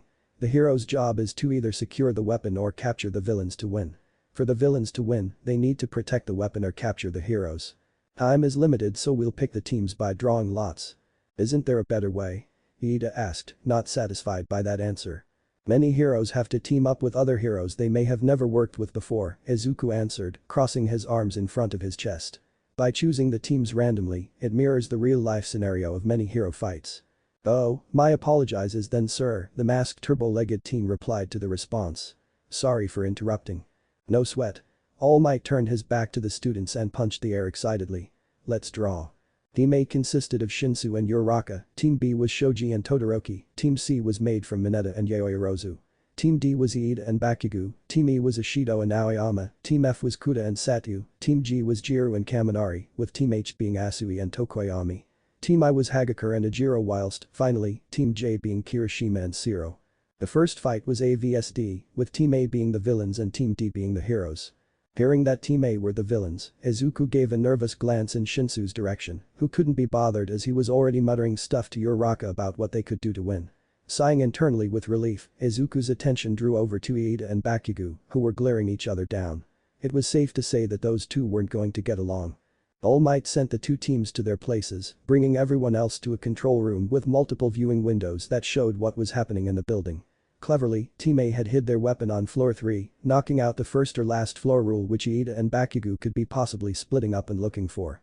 Even if they split up and searched a floor each, that meant both heroes would search 2 empty floors before reaching the third one, and by then time would be up. A nudge to the shoulder brought Izuku out of his thinking as All Might held out an earpiece to him. You're a teacher too. I want you to instruct the villains whilst I'll instruct the heroes. All Might winked at his fellow staff member. It would be easier, I think. Right, Izuku sneakily placed the earpiece into his ear without knocking his hood out of place. I think Uraraka and Shinsu already have a good plan, it's Bakugo and Iida I'm more worried about. Didn't you hear Bakugo's question earlier? Do not worry, Dekiru. A beaming grin and a thumbs up did nothing to settle Izuku's nerves. I won't let that happen. Then why am I here again? The younger hero inquired with a raised eyebrow, sighing when All Might easily ignored his question as the match started. Team A, Team D, your time starts now. All Might announced loudly, causing some of the students to wince at the pain it brought to their ears. On screen, Team D entered the building with excessive force, namely with Bakugo breaking the front door down with an explosion. The explosion shook the building, which alerted Team A on the 3rd floor, who decided to sit and wait for the villains to come and find them, having left little pieces of rubbish along the way for Iida to trip up on if he was running too fast. It was a perfect setup, Team D having next to no communication, whilst Team A was waiting silently to attack them. From what Izuku was overhearing, the two were also planning to have Uraraka float high about the heroes and drop down on them, using the capture tape effectively in a sneak surprise attack. Honestly, in his mind, Izuku could see no way of Team D winning unless Bakugo really did try and blow the place to smithereens. Wow, looks like the heroes aren't getting on well, Kirishima voiced the thoughts that Izuku hid internally. Guess that's a free win for Team A. Not surprising since Bakugo acts more like a villain than a hero. Team A already has the strategic advantage, Yaoyorozu commented. They have used their brains to plan in advance of their opponent's actions by scattering objects that a fast runner could miss. The only problem is Bakugo's powerful, yet destructive quirk. Hey Dekiru. Kaminari spoke up, turning all attention on the other pro, who no one had really noticed that much considering All Might was teaching them. Who do you think will win? With all eyes on him, Izuku thought calmly before coming up with a reasonable answer. Personally, I think Team A will win. Uraraka's quirk can easily lift the weapon out of Team D's grasp and can be used to get the jump on them. Whilst Shinsu's quirk is highly destructive to his body, he has a smart enough mind to come up with a sound strategy and implement it. Iida is quite smart as well, and his quirk can easily help with the search for the weapon, but that speed could cause him to miss something, which could lead to his downfall. And then there's Bakugo. Izuku took a deep breath and sighed. Bakugo is already acting out of the terms of a hero, not taking help and throwing himself headfirst into a dangerous situation without thinking of the consequences. He is smart and knows his quirk inside and out without fail, but his need to be the best outweighs the practical need for teamwork. He might have a powerful quirk, but in the field, some quirks are useless in certain situations. The lack of a powerful or even a lack of a quirk at all doesn't make a hero useless. In fact, from my experience, it brings out the best in people, it strives them to do better. With Bakugo, he's been lucky in the fact he's always been blessed with a quirk like his, and he's become too egotistical from the idea that he's the only good one around. Coming from a nowhere school with a lack of good quirk users can do that, but he needs to realize UA is made of the best students in Japan, he's not the big fish in a small pond anymore. At least, that's what I think anyway. No one said anything after that until the video links shook again as Bakugo seemed to yell at his teammate and almost blast him with a mini explosion. Jeez. That guy's gonna kill Iida if he's not careful. Ashido blinked a few times before a look of puzzlement formed on her face. Are we sure Bakugo's on the hero team with Iida and not an extra villain with Team A? It's like Dekiru said, his ego's the biggest problem. Kaminari responded, quite confused himself. He won't accept help, I'm guessing. And he never has, Izuku whispered to himself, remembering the day on the log bridge, the day before the bullying got even worse. The day when someone showed Bakugo that he was just as vulnerable as everyone else was. Looking back, Izuku wouldn't change that day for the world, he just wished something more had come out of it other than a burned arm and buckets full of tears. The 5-minute mark had passed and Bakugo was getting angrier by the minute. Obviously Shinsu's attempts to save him from the sludge villain still at the forefront of his mind. He wanted to defeat the person who had made him feel weak in front of everyone, he wanted to destroy them in an inferno of rage. From the first floor, he was swearing, shouting a loud range of curses so that the villains could hear him. Maybe, Bakugo's own plan was to anger one of them out of hiding to fight them, and it was working. Shinsu was getting visibly angry, and Izuku knew why. Being born with a quirk that people look down on is horrible, being born quirkless is worse. Having been teased for an amazing, yet villainous-like quirk for almost all of his life, Bakugo's words would hit Shinsu harder than it ever would to the positive happy-go-lucky Uraraka, who was trying to calm him down in their hidden, enclosed room. Iida, on the 5th floor, was unaware that such an action was going on, as Bakugo had cut all communication with him. If Iida did know what was happening, he would be quick to scold his fellow classmate. 5 more minutes passed with nothing happening, except Bakugo's rage-fueled speeches lasting longer than ever, and by now, Shinsu was shaking in anger, not even listening to Uraraka's words. This was something they hadn't accounted for. Unlike Izuku, who would often ignore his bully's words since he had heard them a million times before, Shinsu had taken the words told to him to heart and was mad that someone born with a naturally heroic quirk could be so selfish and arrogant. It was heart-wrenching to watch, and the students' comments in the back weren't helping matters much on Izuku's end as flashbacks of Bakugo's bullying flashed through his mind. Pain surged up his limbs as he remembered the burns, the threats, the comments and… He took a deep breath. He wasn't that worthless kid anymore, he was a quirkless pro-hero. He was no longer a Deku, he was Dekiru, and he could do anything he put his mind to. He could. It looks like Shinsu's on the move, I wonder what he's up to, Ajiro muttered from behind, loud enough for Izuku to hear him. Oh no. Uraraka had been left with a weapon, but the two were still keeping contact at all times, and with it, Izuku knew exactly what Shinsu was doing, he was going to try and capture Bakugo. Of course, going one floor down and yelling out to the hot-headed explosion user wasn't the hard part, but considering the only quirk he had ever shown was one for all, Shinsu couldn't use his other quirk in front of the class, which meant he had to do this quirkless. Not the best experience, as Izuku knew all too well. Since Bakugo was close to Shinsu, he could easily pick up the shouting hero's words. How can you say things like that with a blessed life? Shinsu stared at the ground, gritting his teeth together in frustration. You have no idea what it's like having a quirk that can hurt you, or having a quirk that paints you as a villain, or a quirk that makes you useless in a heroic society, or having no quirk at all. If you did, then maybe you wouldn't be such a douchebag. What the fuck did you call me? Sparks flew wildly from Bakugo's palms, his rage seething past the point of no return within seconds. A douchebag? Shinsu snarled as the visible pulsing veins of One for All began to rip his sleeve to shreds. People like you make me sick. You just want money, fame, you have no idea of what being a hero truly is. You will never be better than All Might with that attitude, you'll never be a pro-hero with that attitude. I don't need you to fucking tell me what I fucking can or can't be. Another hand raised itself towards the pin on his grenade attachment to his hero outfit. I will beat All Might, whether shit stains like you get in my way or not. I will be the greatest hero, and fuck you for saying otherwise. The walls around them cracked with power, causing the students behind the two members of staff to gasp with horror. One for All had powered up fully on Shinsu's arm, Bakugo was seconds away from pulling the pin and releasing a deadly blast. They're going to kill each other. Oh no, I can't watch. All Might, sir, you have to end this. It was then Izuku butted in, hoping to get an unmoving All Might back into action. All Might, stop them. Izuku cried before pressing his own earpiece down. Shinsu, listen to me, do not use it. You could kill yourself and your fellow student. He waited silently for a response, praying that Shinsu wasn't as damn reckless as his mentor. Sadly enough, the response he was given confirmed his suspicions.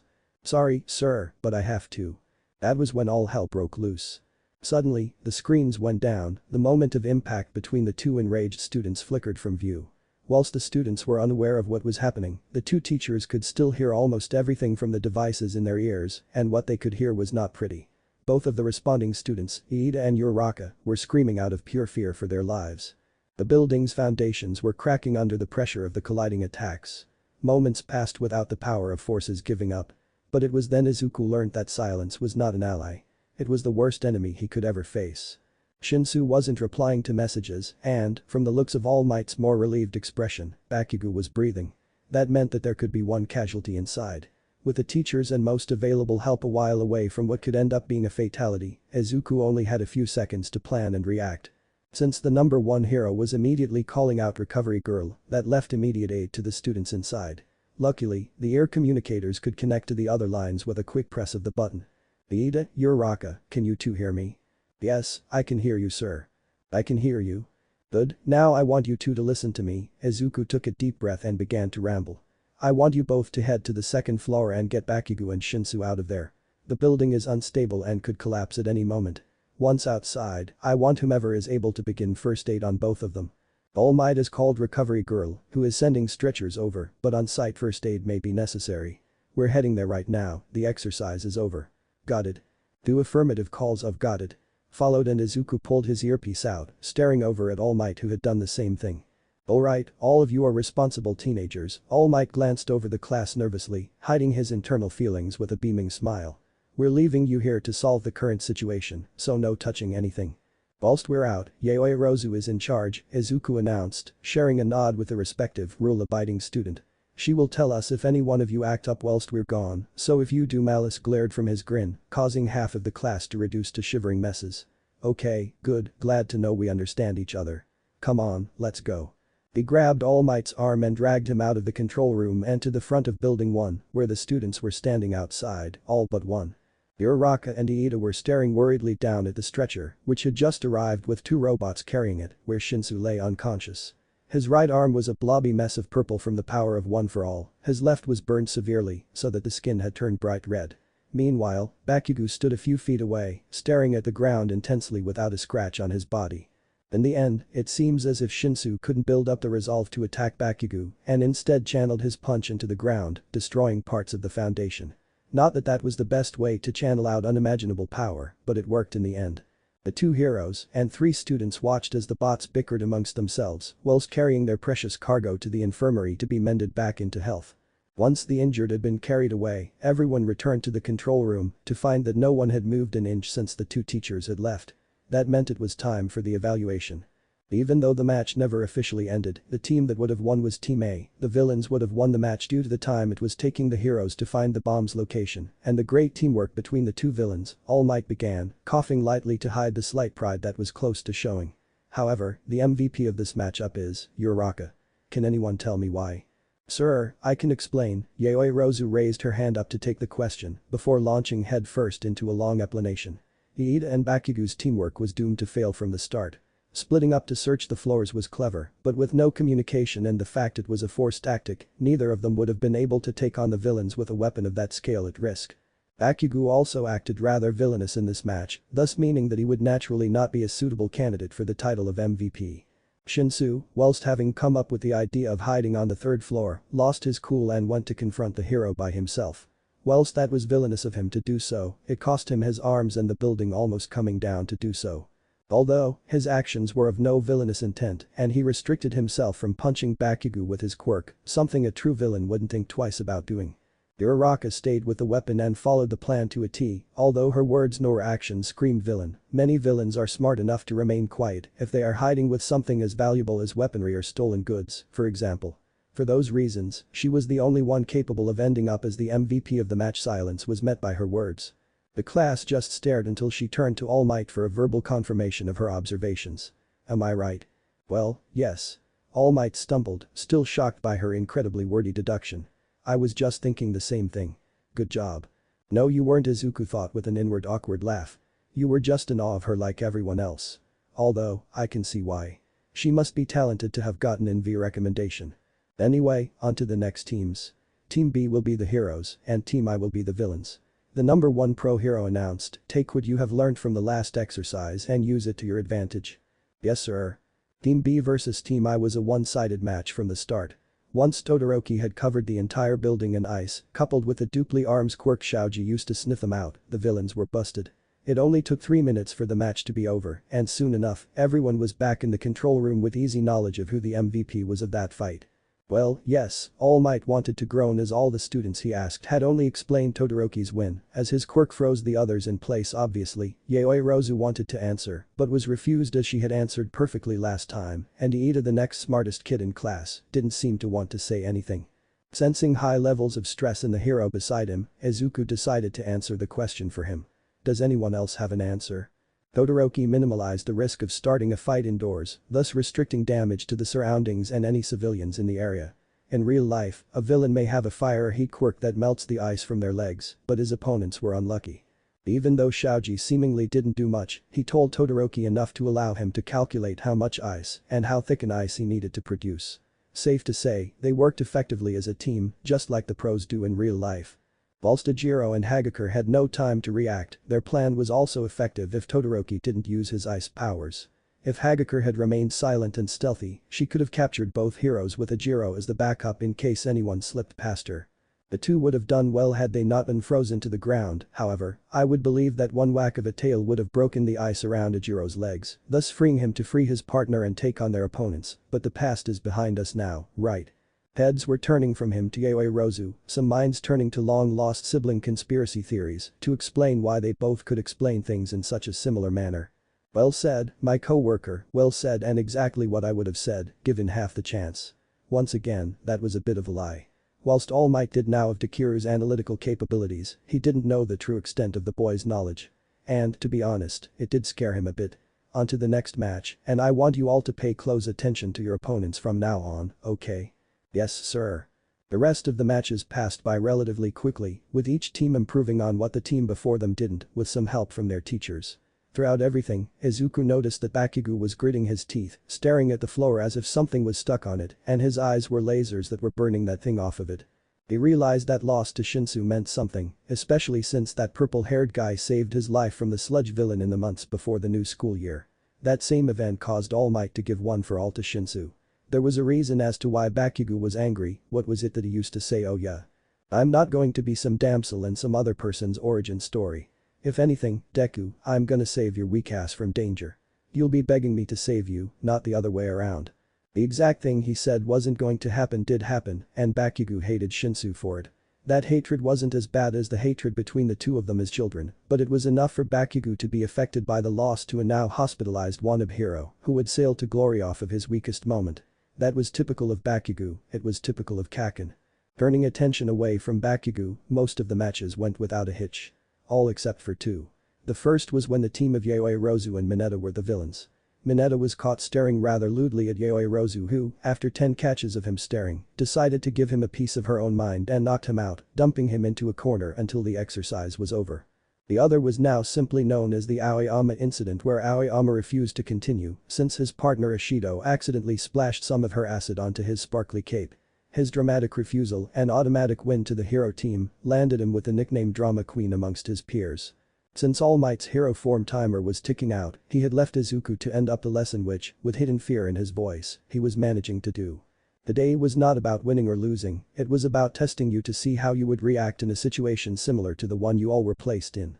Some of you have deadly quirks, and using them against fellow humans is a risky procedure. He explained, making sure he had made eye contact with every member of the class at least once. But some exceptions, most of you will have never used your quirk on another person before. This will become more natural as time goes on. Also, if you have any problems with your quirk or on how to train it, come and see me in my office or book an appointment. I know this has been said before, but I am here for a reason, alright. 18 nods followed suit. Remember, if you need help, speak to me or one of your teachers. That's all for today's class. As the students went off to the changing rooms, Izuku's thoughts turned to a certain muscular hero that he needed to chew out at. All Might wasn't kidding when he said these kids could have killed each other.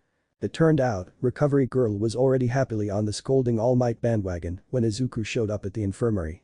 Toshinori had powered down from the strong hero of truth and justice, but there was still the flash of strength in his eyes.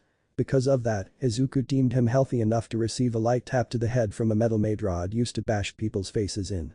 Oh. Toshinori turned around angrily, raising an eyebrow at the younger hero. What the heck was that for? That was for not stopping the match earlier, the 15-year-old sighed and shook his head, not understanding why the blonde had a hard time of realizing his stupidity and thus, need for an effective whack to the head. He was sure he had a frying pan somewhere too, if his mallet wasn't enough to send All Might running for the hills. I thought you were joking when you said you needed me to be the voice of reason. But, apparently, that reasoning wasn't enough. Both yourself and the student went against sanity just to prove a point. Yes, and look at the state this poor boy is in. Recovery Girl glanced over her patient's unconscious form and tutted. I know he's your successor and all, but do you really have to dote on him like this? Such actions could end up with him being critically injured, or worse. He won't have me to take care of him if One for All starts acting up with his punches and kicks, or whatever. Firstly, he's only started using that power, Toshinori spoke in a barely restrained whisper, leaning forwards with a finger to his lips. And secondly, can you please not blabber loudly about the truth behind One for All when anyone outside and their mothers can hear you? Mr. Natural-born hero, Mr. Symbol of Peace, Recovery Girl shook her head, with her nose pointed towards the sky, as if she was disgusted by something. Do you really need to be the pillar of protection our world rests upon, and you're putting this on that poor boy? He doesn't even know the full extent of his original quirk yet. One for All is an unfathomable quirk, its users are the protectors, and only a few people can know about it, the shrunken man sighed, taking a seat as his arms hunched over his torso. Whilst the UA faculty and a few pro heroes know the extent of my injuries, only a select handful of people know the truth about One for All. That handful is the principal, you, Shinsu, a close friend of mine, Gran Torino and young Midoriya here. In the wrong hands, One for All could be a powerful weapon against humanity, one no hero can ever prepare for. Which is why you should have followed the plan I gave you for training someone up in 10 months. Another whack of the stick, followed by another loud indignant cry of slight pain, was deemed necessary from a slightly angry Izuku. You told me everything about your quirk and how it worked on previous users. It would have been nice if you had listened to me but no. No one trusts the quirkless kid. I analyze quirks and plan around them for a reason you know. I can't just punch my problems away in one hit like you can, Toshinori-san. I should have trusted you more then, but I really wanted to train him myself, Toshinori admitted, looking up sheepishly at the other two heroes in front of him. The gift of One for All continues with the training of the previous user. Just like my mentor was the last user before me, I wanted to be the same for young Shinsu but he's not you, Toshinori. Recovery Girl finished his sentence for him. You were already built for One for All before she passed it down, but Shinsu isn't ready yet. Soon, yes, he may be the perfect vessel for the power, but for now he is fragile, and by that I mean, I don't expect him in my office every other day of the week because of his quirk. Soon, I'll stop healing him for his own good. These scenarios have rules and codes of conduct, the real world doesn't. He can't let his emotional state or his recklessness get the better of him. For someone who has spent their life being told their quirk was made for a villain, finally having something that can be deemed as heroic means the world to Shinsu, Izuku added, crossing his arms over in thought. So much so that he isn't thinking about the consequences. Toshinori-san, you really need to work on this with him. I spent years training so someone like me, a quirkless person, could become a hero. Shinsu doesn't have years, he has months until the hero apprenticeships happen if Netsudos decide to include first years into the choices. Maybe Gran Torino might see the good in him depending on the sports festival, but it may be too late by then. You're both right, as per usual, Toshinori glanced at the two of them, both of whom were giving him stern stares back. This was a serious matter that needed to be sorted as soon as possible. Midoriya, can you give Shinsu a consultation on Monday? I'll talk to him this weekend about it, but I want to get started right away. I'm free for the rest of the year right now, Izuku chuckled, finally regaining his smile after today's events. Sure, just talk to Shinsu and I'll book him in after school on Monday, okay? That's great, Toshinori smiled back. Thank you. That's all well and good boys but, Recovery Girl's lips were contorted into a sickly sweet grin. I have a patient that needs to recover and you two are becoming rather loud so, are you going to leave or do I have to forcibly kick you out myself? No need for that ma'am. Without a warning, Izuku and Toshinori dashed quietly out into the corridor, scared for their lives if they stayed for a moment longer. Recovery Girl was a truly terrifying hero for one whose quirk specialized in healing. The weekend had passed relatively quickly in Izuku's eyes as his time was taken up between planning for the counseling session on Monday and his usual hero work. Before he knew it, it was Monday morning and he was sat in his office, finishing off the first-year files with the goal being to start on the second year's tomorrow. From that conversation, redrafting and altering his original plans in a bid to get them perfect for Shinsu now after already having months of training was Izuku's ultimate goal. From what he could tell, Shinsu already having a quirk could be a major turning point in the way the counseling session would be held. From what Izuku already knew about quirks, users view their powers as extensions of their bodies, as additional parts of themselves, which is why most people use them accordingly. Bakugo was a good example, since he knew exactly how much power and energy he had to put into his blasts, depending on the situation he was in. In Shinsu's case, it was the same with his brainwashing quirk. Shinsu could easily control anyone who spoke to him, it was like second nature to the teen. However, Izuku observed that Shinsu didn't consider this with One for All. What the purple-haired teen was doing was forcing all of the power in one area, like an on or off switch. Those smashes destroyed his bones as the power output was too much for his limbs to handle. Like All Might had said, at most, Shinsu could call upon 5% of his power safely right now. That was being thrown out of the window, and 100% was being forcibly pushed through his veins and out through his fingers, legs and fists, which couldn't withstand the power at the moment. Maybe that was the way to go, instead of forcing more training in, having Shinsu focus on the more mental side of One for All may help him control his power quicker than normal. It was getting late, the sun was beginning to set when Izuku heard the door to his office cautiously open as his mind was spinning with these thoughts. He looked up, surprised to find out that All Might was joining in on this session with Shinsu, whose bags were a shade lighter than usual. "Afternoon, Dekiru, thank you for fitting us in." All Might, in his bony skeleton of a man form, smiled graciously as the two took seats in front of his desk, wincing at the uncomfortable shifting that was coming from his successor. "No problem at all Might," even though he wasn't in his hero form, Izuku refrained from calling All Might Toshinori for the one reason that Shinsu had no idea what his mentor's true name was. "How are your arms, Shinsu?" The student blinked for a second before sheepishly responding. "They're fine now, thanks for asking."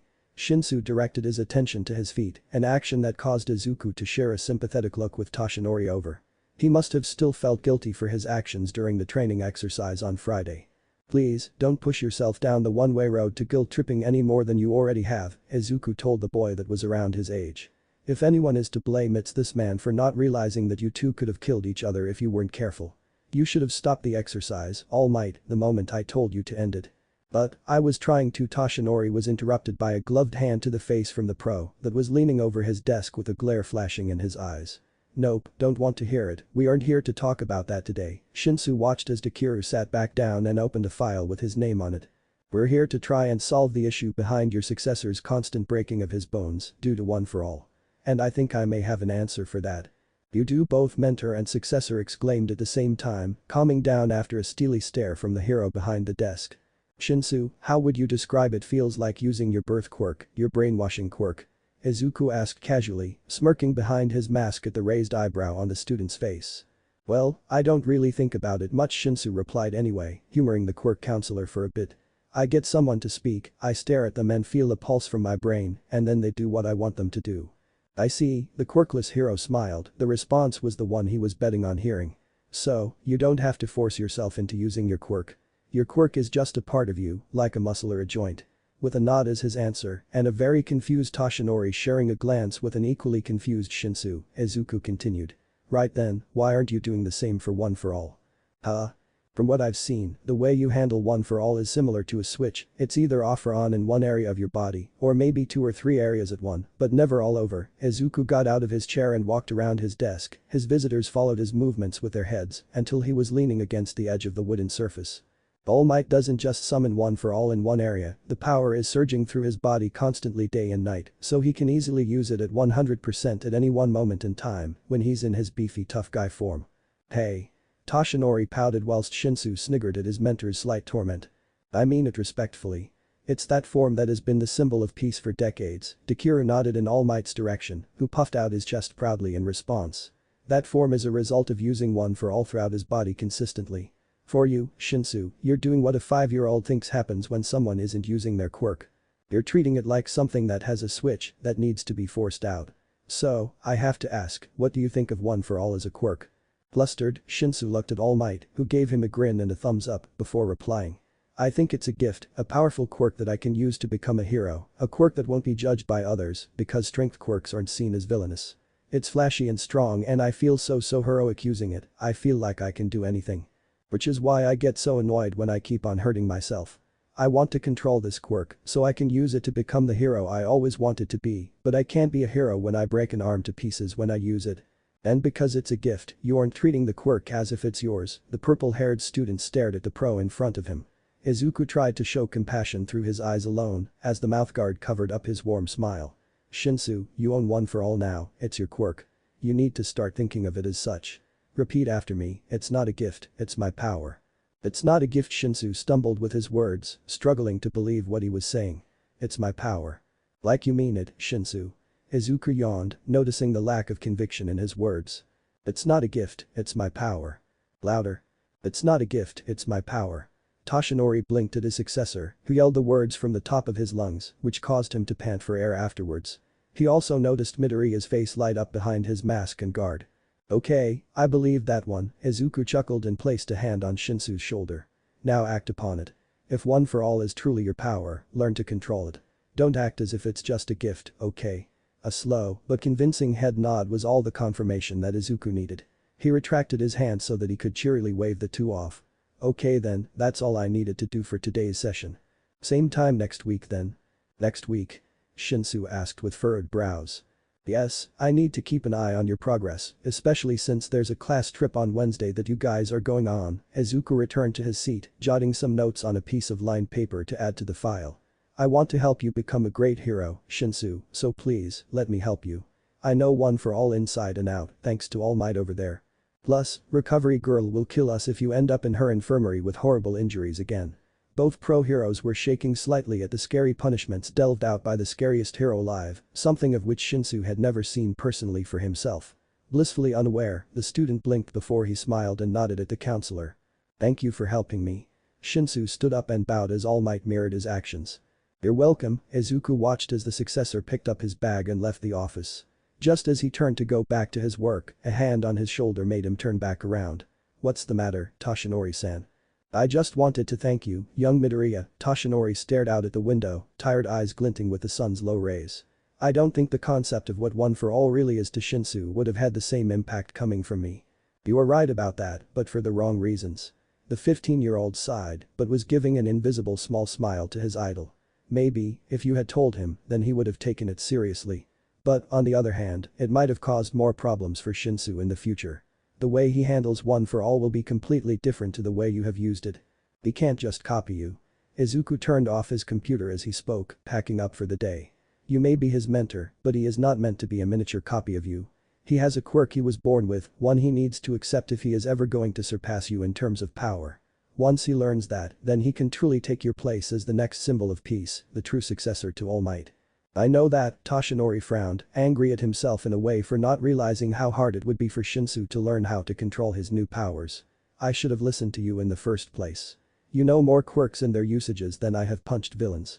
I should have followed your plan for a teenage successor to One for All with an emitter quirk, but no, I let my pride and my job as the 8th user of One for All cloud everything else out.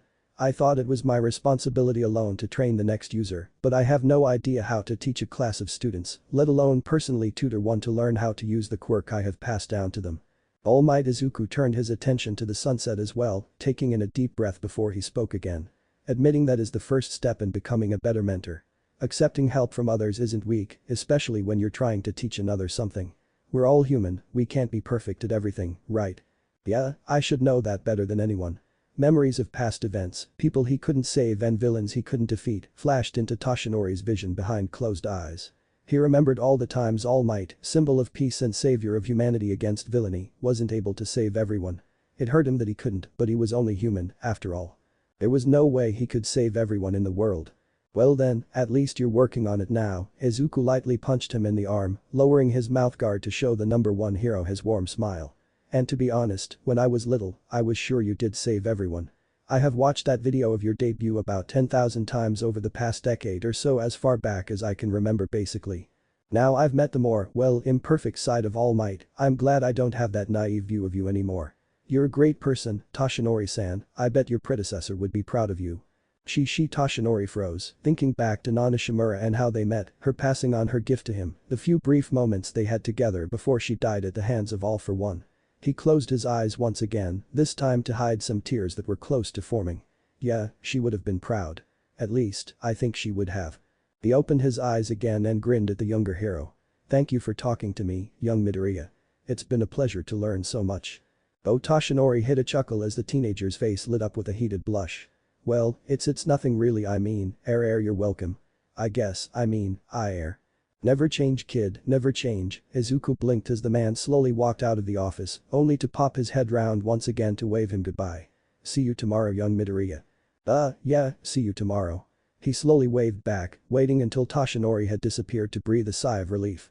His first session went well, and hopefully, the session really made a positive impact on Shinsu. Izuku liked patrolling at night, which was the only time he could fit in thanks to today's schedule. Whilst crime rates were higher in the darkness, it was slightly more peaceful in the areas surrounding the apartment he lived in with his mother. Of course, it was a school night, so Inko really didn't want him out for long or too far away from their house. Pulling out his phone, Izuku noticed it was 9:15, meaning he would stick around for 15 minutes before heading home for the day. There hadn't been any trouble so far since he started the shift at 5, so maybe tonight was just going to be a really quiet one. Of course, Izuku Midoriya had to go and jinx himself by thinking such a hopeful and positively silly thought. Hopping from rooftop to rooftop, he took one last sweeping view at all the alleyways, just in case some idiot decided it was a good idea to start illegal deals this early into the night. Another pro was scheduled to take over this area later, as soon as Izuku finished his shift, so a quick check was all that was needed to end the day off. Just as Izuku had thought that he was going to end the day with no incidents at all, a glint of something caught his eye from the shadows of the alleyway he had just passed, that and the crying of a child. He skidded on the rooftop he was on, turning 180 degrees so he could run back and jump down, bouncing off the walls in a zigzag so he could make it to the ground safely. Rushing towards the cries, he saw the glint of steel again, this time flying towards him. Quickly, he threw his weight backwards, twisting as it flew overhead and embedded itself into the concrete wall of the building opposite the alleyway.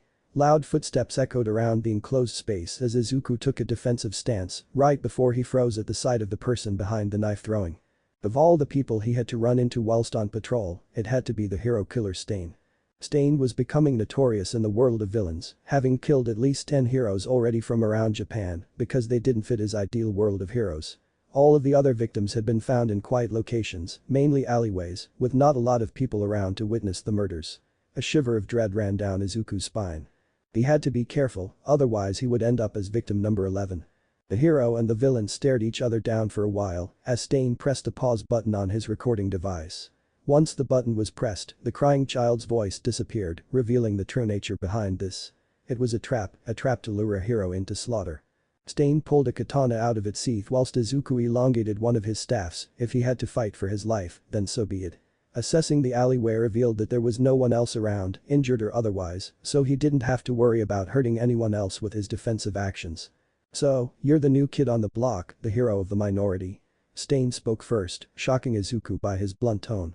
Those who had survived the hero killer had told the police he was driven by the thirst of his ideals, blinded by the only method of bringing those ideals to life. Fake heroes must be purged from society, the survivors had repeated fearfully, only those with pure intent shall live. I've heard a lot about you. The same can be said for you too. Izuku tried to calm his nerves, shaking may cause a slip-up in his defense, something he cannot afford to do with what was at stake. You confuse me, I don't know where you fit into the ideal world, Stain twirled the blade in his hand, looking down at it absent-mindedly. Are you truly trying to help those in need? Or are you using your lack of a quirk to get the attention of the cameras, to earn more money? Are you a true hero or not? It has been bugging me recently, but you immediately jumped to the rescue upon hearing the cry without hesitation, so there must be something in you that makes you better than those other fakes. I heard the crying voice of someone in need of help, Izuku steadied his hand, staring down his opponent with as much strength as he could muster.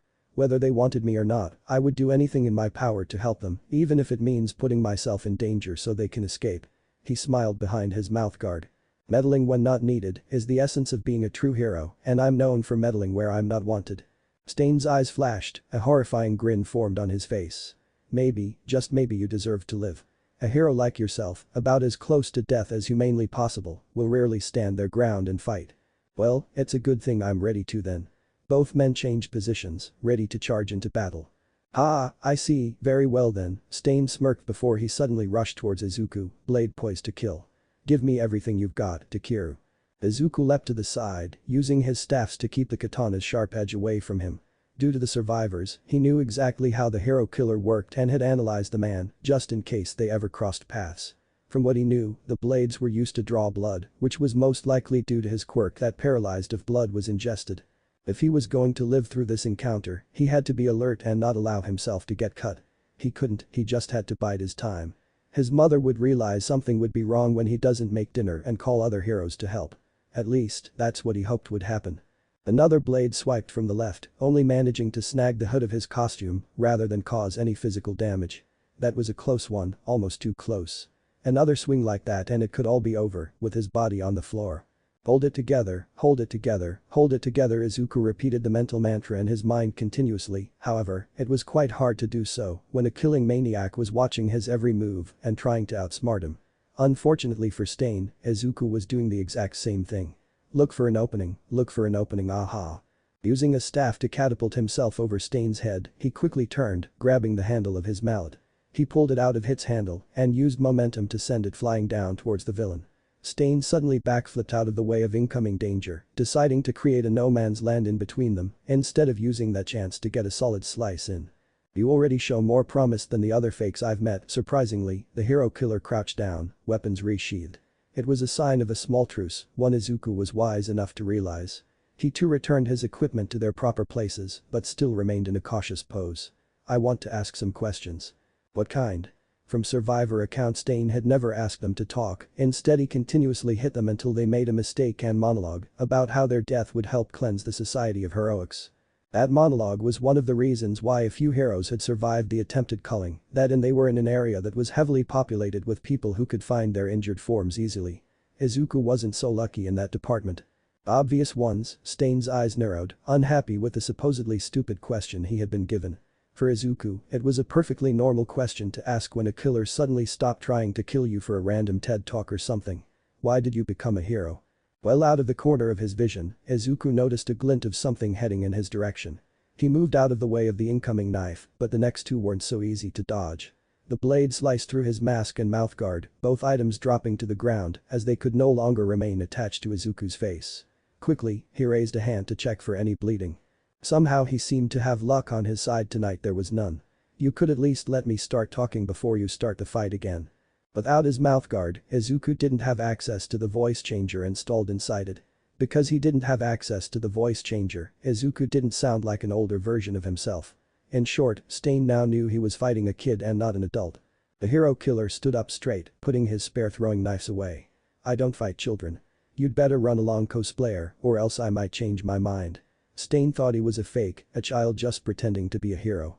Deep down, Izuku knew this was his chance to escape a certain fate of death or injury, but he wasn't going to leave Stain's question unanswered. He was Dekiru, and he would live up to his name. Izuku pulled out his roll of capture tape and threw it like a lasso, ensnaring one of Stain's wrists. It made a statement as well as putting Izuku on the advantage. Children couldn't have access to capture tape, heroes could. He was a hero, despite being so young, and Stain was underestimating him. You know, calling me a cosplayer isn't the best thing to do, Izuku grinned cheekily, lassoing Stain's other wrist with his spare roll. I'm the real deal, alright. What? Can't children be heroes just as much as children can be villains? I'm not that young. HMPH, you're persistent, Stain tugged against the tape, to which Izuku grabbed hold of it tighter. Why didn't you lie though? Use my morals to have an excuse to escape. You could have just played along just fine and you wouldn't be in this mess right now. Because that would be going against my morals. He, the hero, grunted back. Even if Izuku couldn't win, he wasn't going to allow a murderer to walk free. He wasn't going to allow any more heroes to die from the actions of one individual with a warped sense of bringing forth a better society. I can't sit by idly whilst you continue to murder heroes. I may not be strong enough to defeat you, and I know that inside, but there's a reason why my hero name is Dekiru. It means you can do it. And right now, I can do it. I can stop you from killing anyone else because I'm here. Izuku paused, still using all his strength to stop Stain from pulling the capture tape from his hands. If I'm going to save as many people as I possibly can, I better start by trying to save any future co-workers you have marked in red on your list.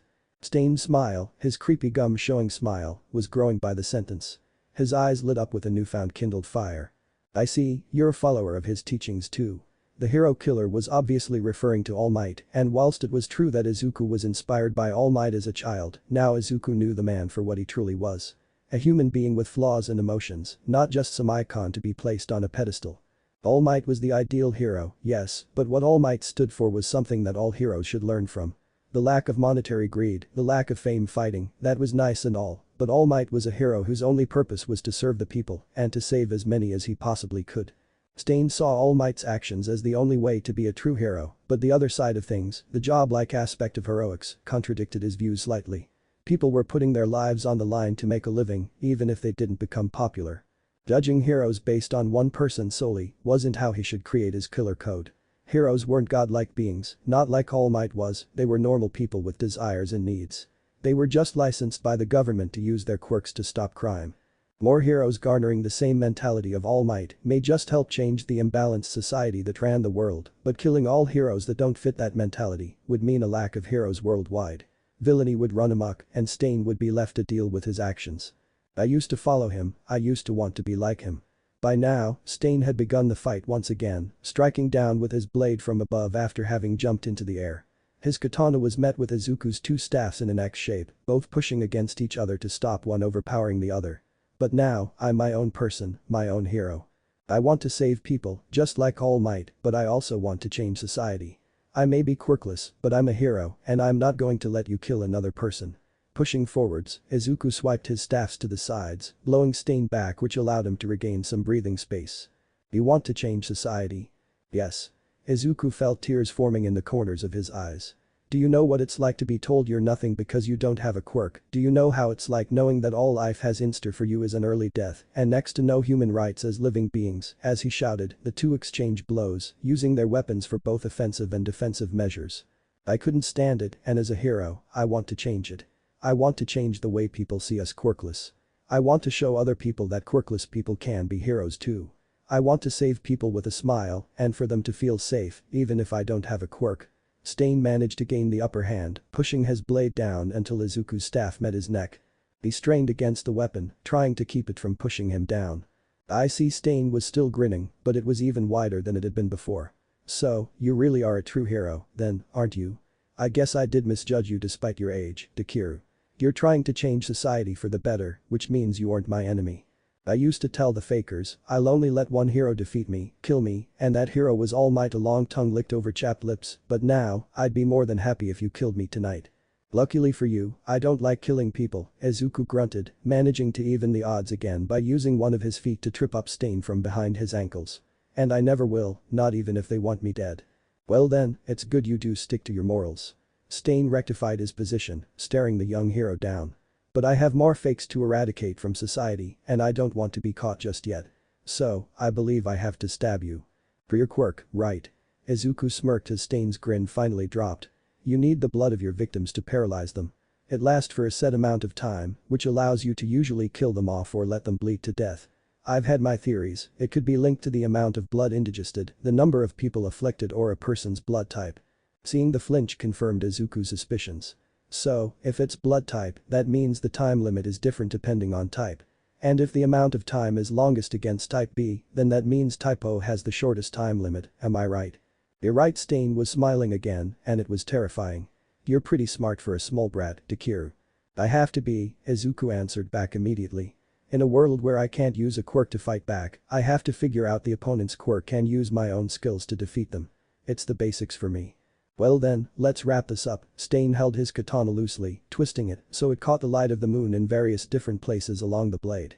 I have a date with destiny. Oh, you mean jail? I hope you treat them well. Izuku rushed forwards, choosing the heavy-hitting mallet over the staffs. He needed power more than speed now, he needed to end this fight as soon as. His mother would be getting worried and he didn't know what time it was. Shockingly, Stain threw his blade into the air, pulling out another one to meet with the mallet. The killer looked up, drawing attention to the blade, which was rotationally falling back to earth, possibly to land on Izuku. It was a trap. Izuku only just managed to avoid another hidden blade that would have been used to cut his arm, flipping backwards twice through a handstand to get away from it. He was running out of stamina and fast, having not eaten for hours since lunch.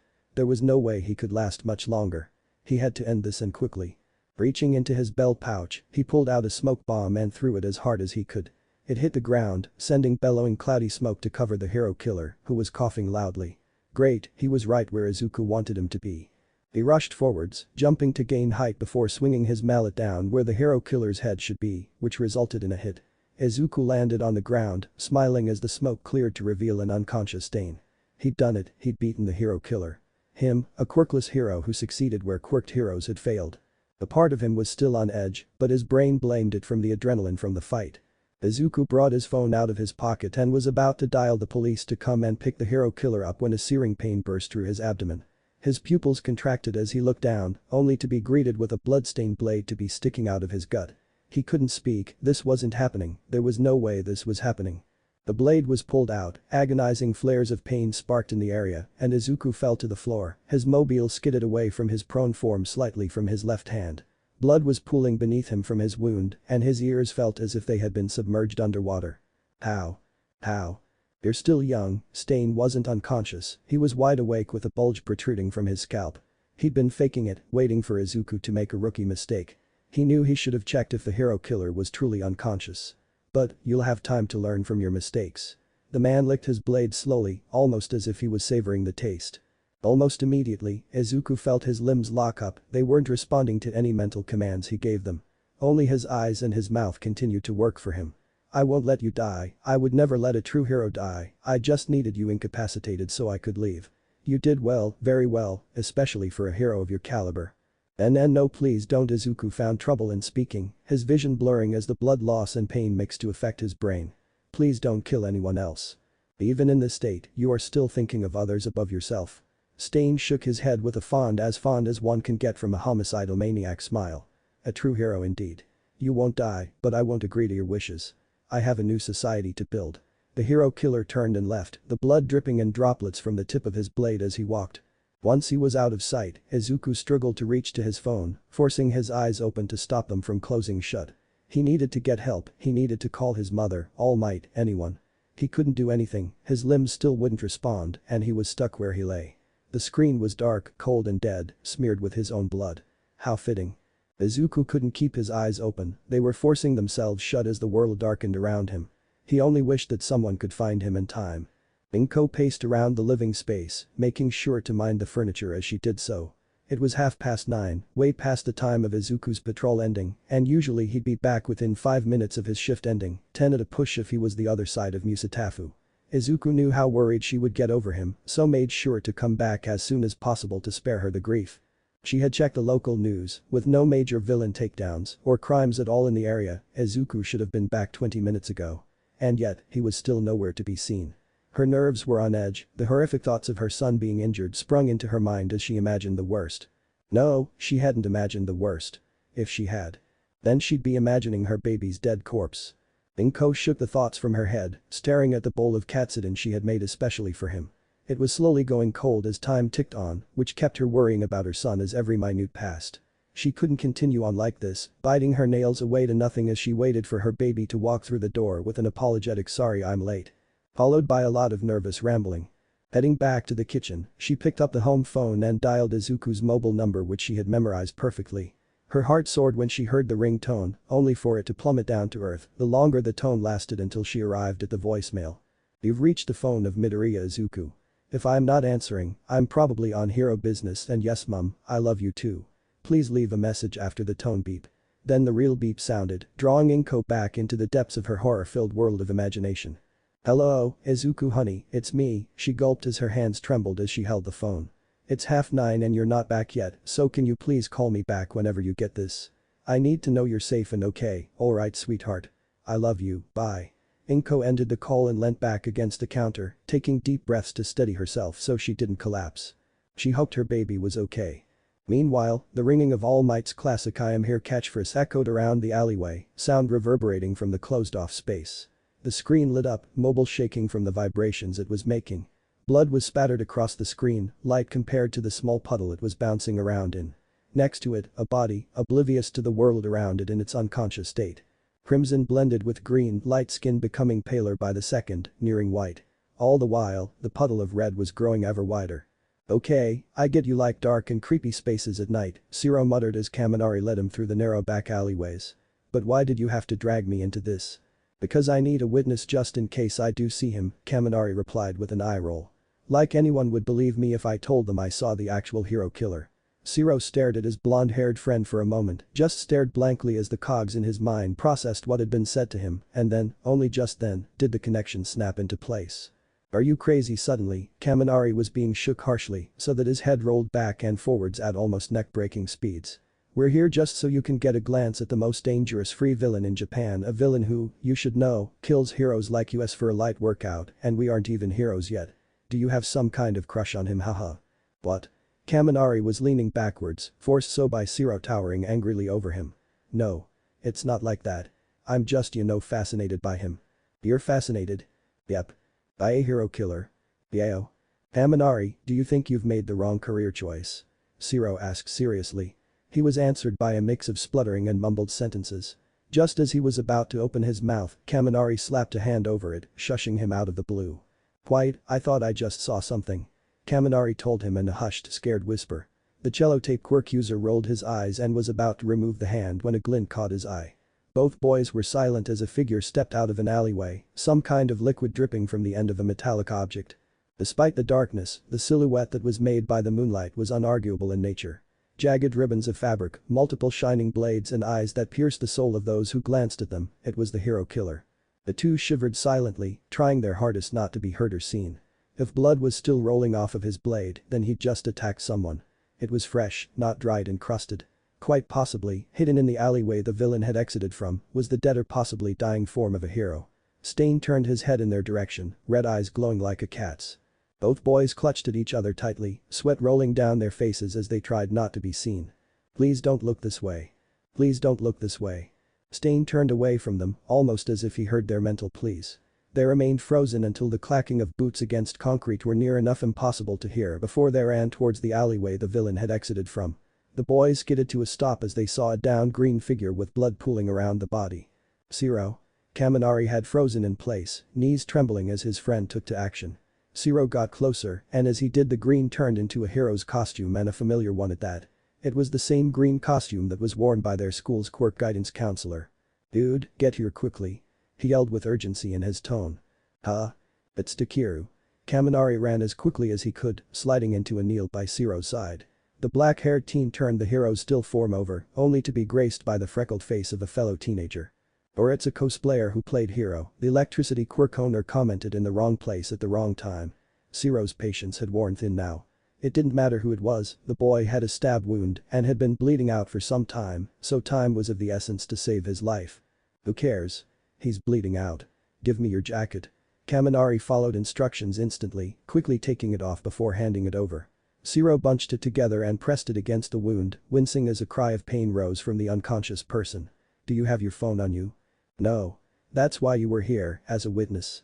Kaminari's answer caused Zero to groan, as he too had forgotten his phone on the way out since he had put it on charge. Hey, his phone still works sorta. Zero couldn't believe his eyes as Kaminari was holding a bloodstained phone in his hands, as if it wasn't just lying on the ground of a crime scene. The lit screen illuminated his face and the surrounding area, giving the two some light to work with. The phone was already on, down to 5% battery following a bunch of missed calls from the owner's mother. Kaminari noticed that the emergency number for the police was in the process of being typed out, presumably around the same time the costumed kid got stabbed. He was about to complete the number when another call suddenly came through, the ringing causing Kaminari to jump in shock. Ignoring Zero, he glanced at the caller ID, thoroughly confused and bewildered as to why a cosplayer would possibly have All Might's number. Quickly, as to not waste any more time, he answered it. Hello. There was a spluttering on the other end, whomever it was had not been expecting to hear his voice. Young Kaminari. It was definitely All Might, the hero's voice easily recognizable to a student who was being taught by him. Why are you answering this? How did you? Look, I'd love to stop and chat, but some kid in cosplay has your number and they've been stabbed. All Might's rambling ended immediately, on which Kaminari continued. I'm here with Zero, and he's used my jacket as pressure against the wound, but this phone's about to die, and so is its owner if help doesn't get here fast, okay? Alright, I'm on my way, relief flooded through his body almost instantly. All Might was coming, the boy would most likely be okay. Put the phone on speaker and continue to talk to me. How did you find the kid and where are you? Kaminari did as he was told, only to regret it as Zero took over speaking. This idiot was stalking Stain, and we saw him pacing around the alleyways. Zero glared at his friend as he spoke, albeit knowing All Might couldn't see his annoyance at the other's stupidity. Once he left, we found this boy and originally thought he was Dekiru cause of the outfit, but he's too young, he's like our age. Speaking of, how does this guy have your number? Now is not the time, young Zero. All Might was shouting over the wind pressure made from his quirk, most likely since he was making his way over to them. But he is a big fan of mine, and I could only award his dedication to hero outfit remakings with my phone number. Fair enough, Kaminari shrugged his shoulders. He'd heard of heroes supporting really good cosplayers before, so it wasn't too far of a stretch to think that All Might would do the same. After all Might was the #1 hero and probably had given his number to many civilians before, from either rescues or to dedicated fans. He was the sort to support his fans, from what the boys knew about him. His costume is convincing. Focus. Zero yelled. We're trying to save someone's life here.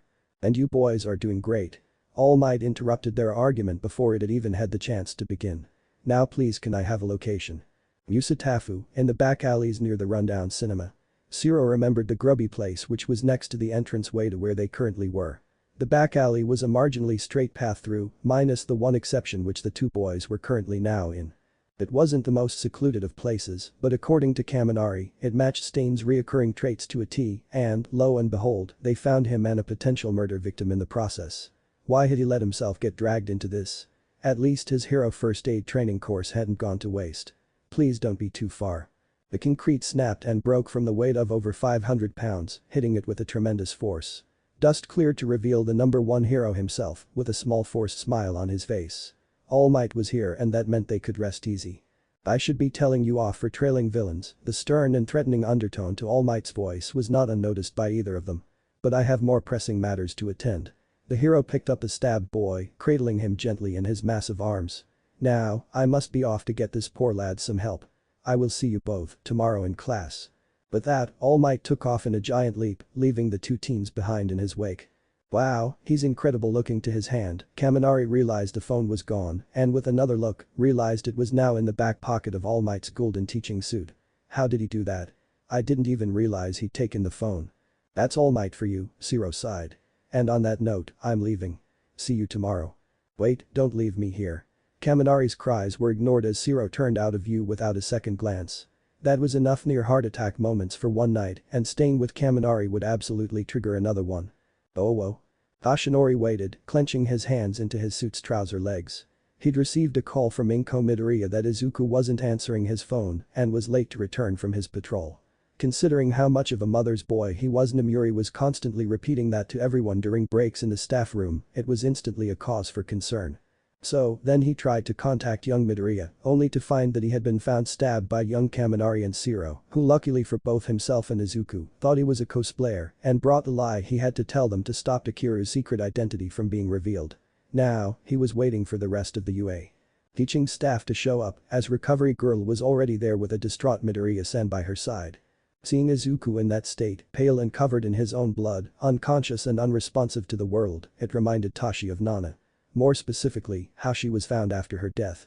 Seeing a child in the exact same position, a child who had gone above and beyond to help others and show the world that anyone could be a hero, was devastating. The world could have lost a hero, UA. Could have lost a staff member, but, most importantly, a mother could have lost her child. If it wasn't for Kaminari and Zero, then Izuku wouldn't be alive right now. Those thoughts pained Toshinori to even bear thinking about it, but it was true.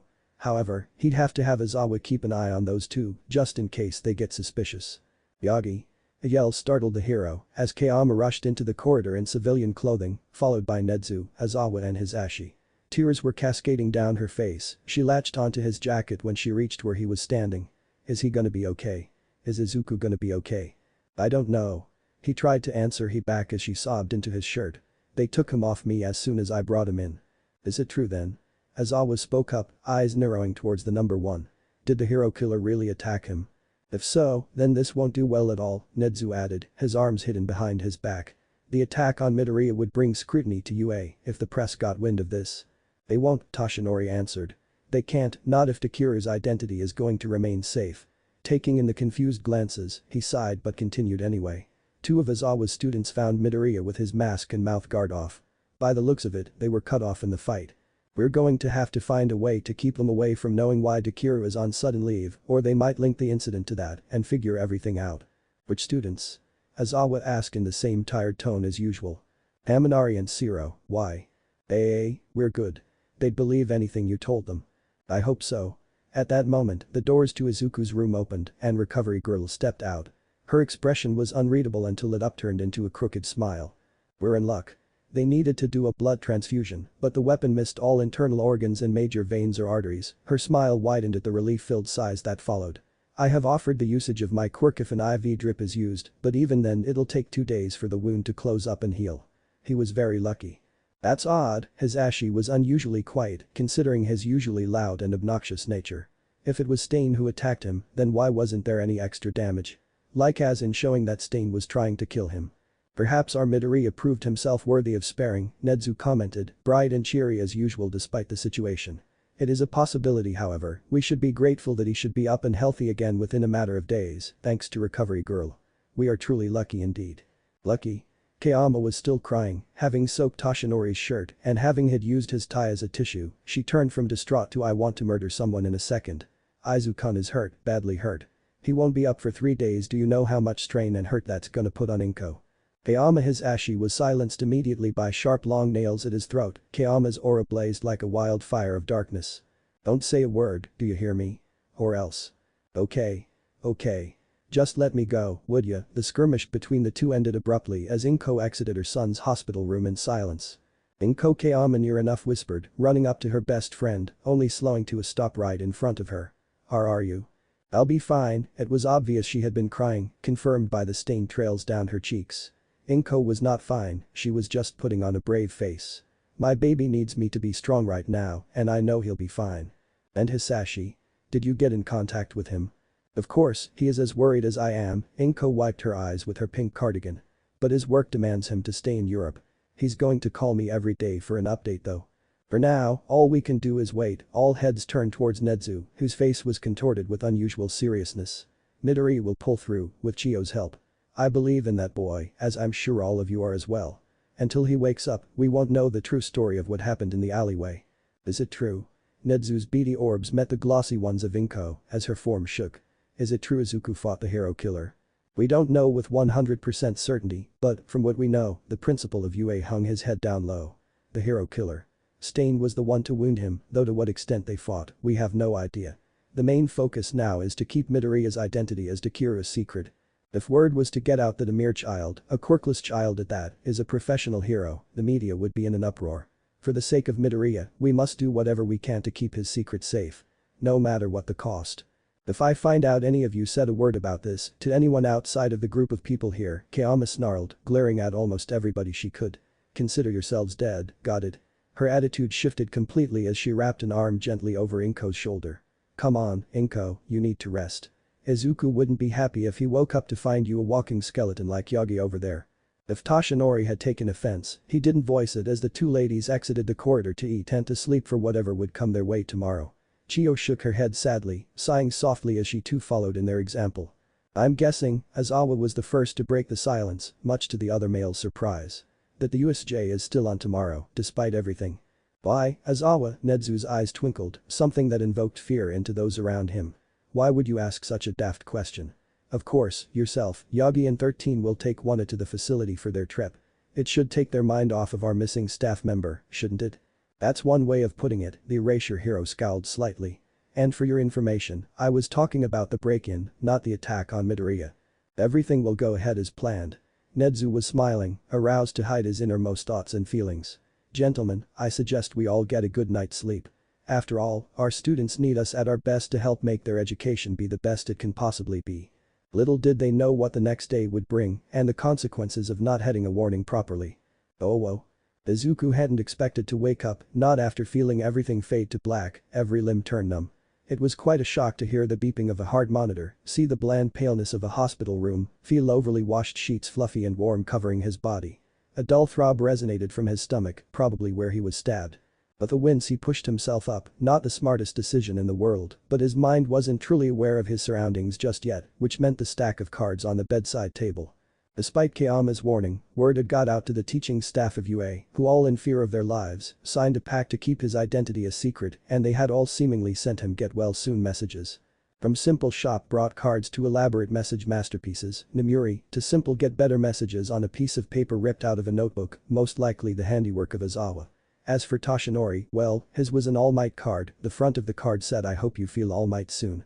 With an apology for not saving him sooner and hoping that cleaning charging his phone was a suitable repayment for letting a college nearly die whilst he was enjoying a nice curry. Reminding himself to scold the number one hero for being so selfless, Izuku used his non-injured side to pick up his phone, just glad his limbs were responding to him after an unknown time of unconsciousness. Turning it on revealed 3 days had passed since he was attacked. Well, 3 and a bit days, to be exact. Thanks to the cards, he already knew that Recovery Girl had been coming in every day to heal him, which could explain why he had been asleep for so long.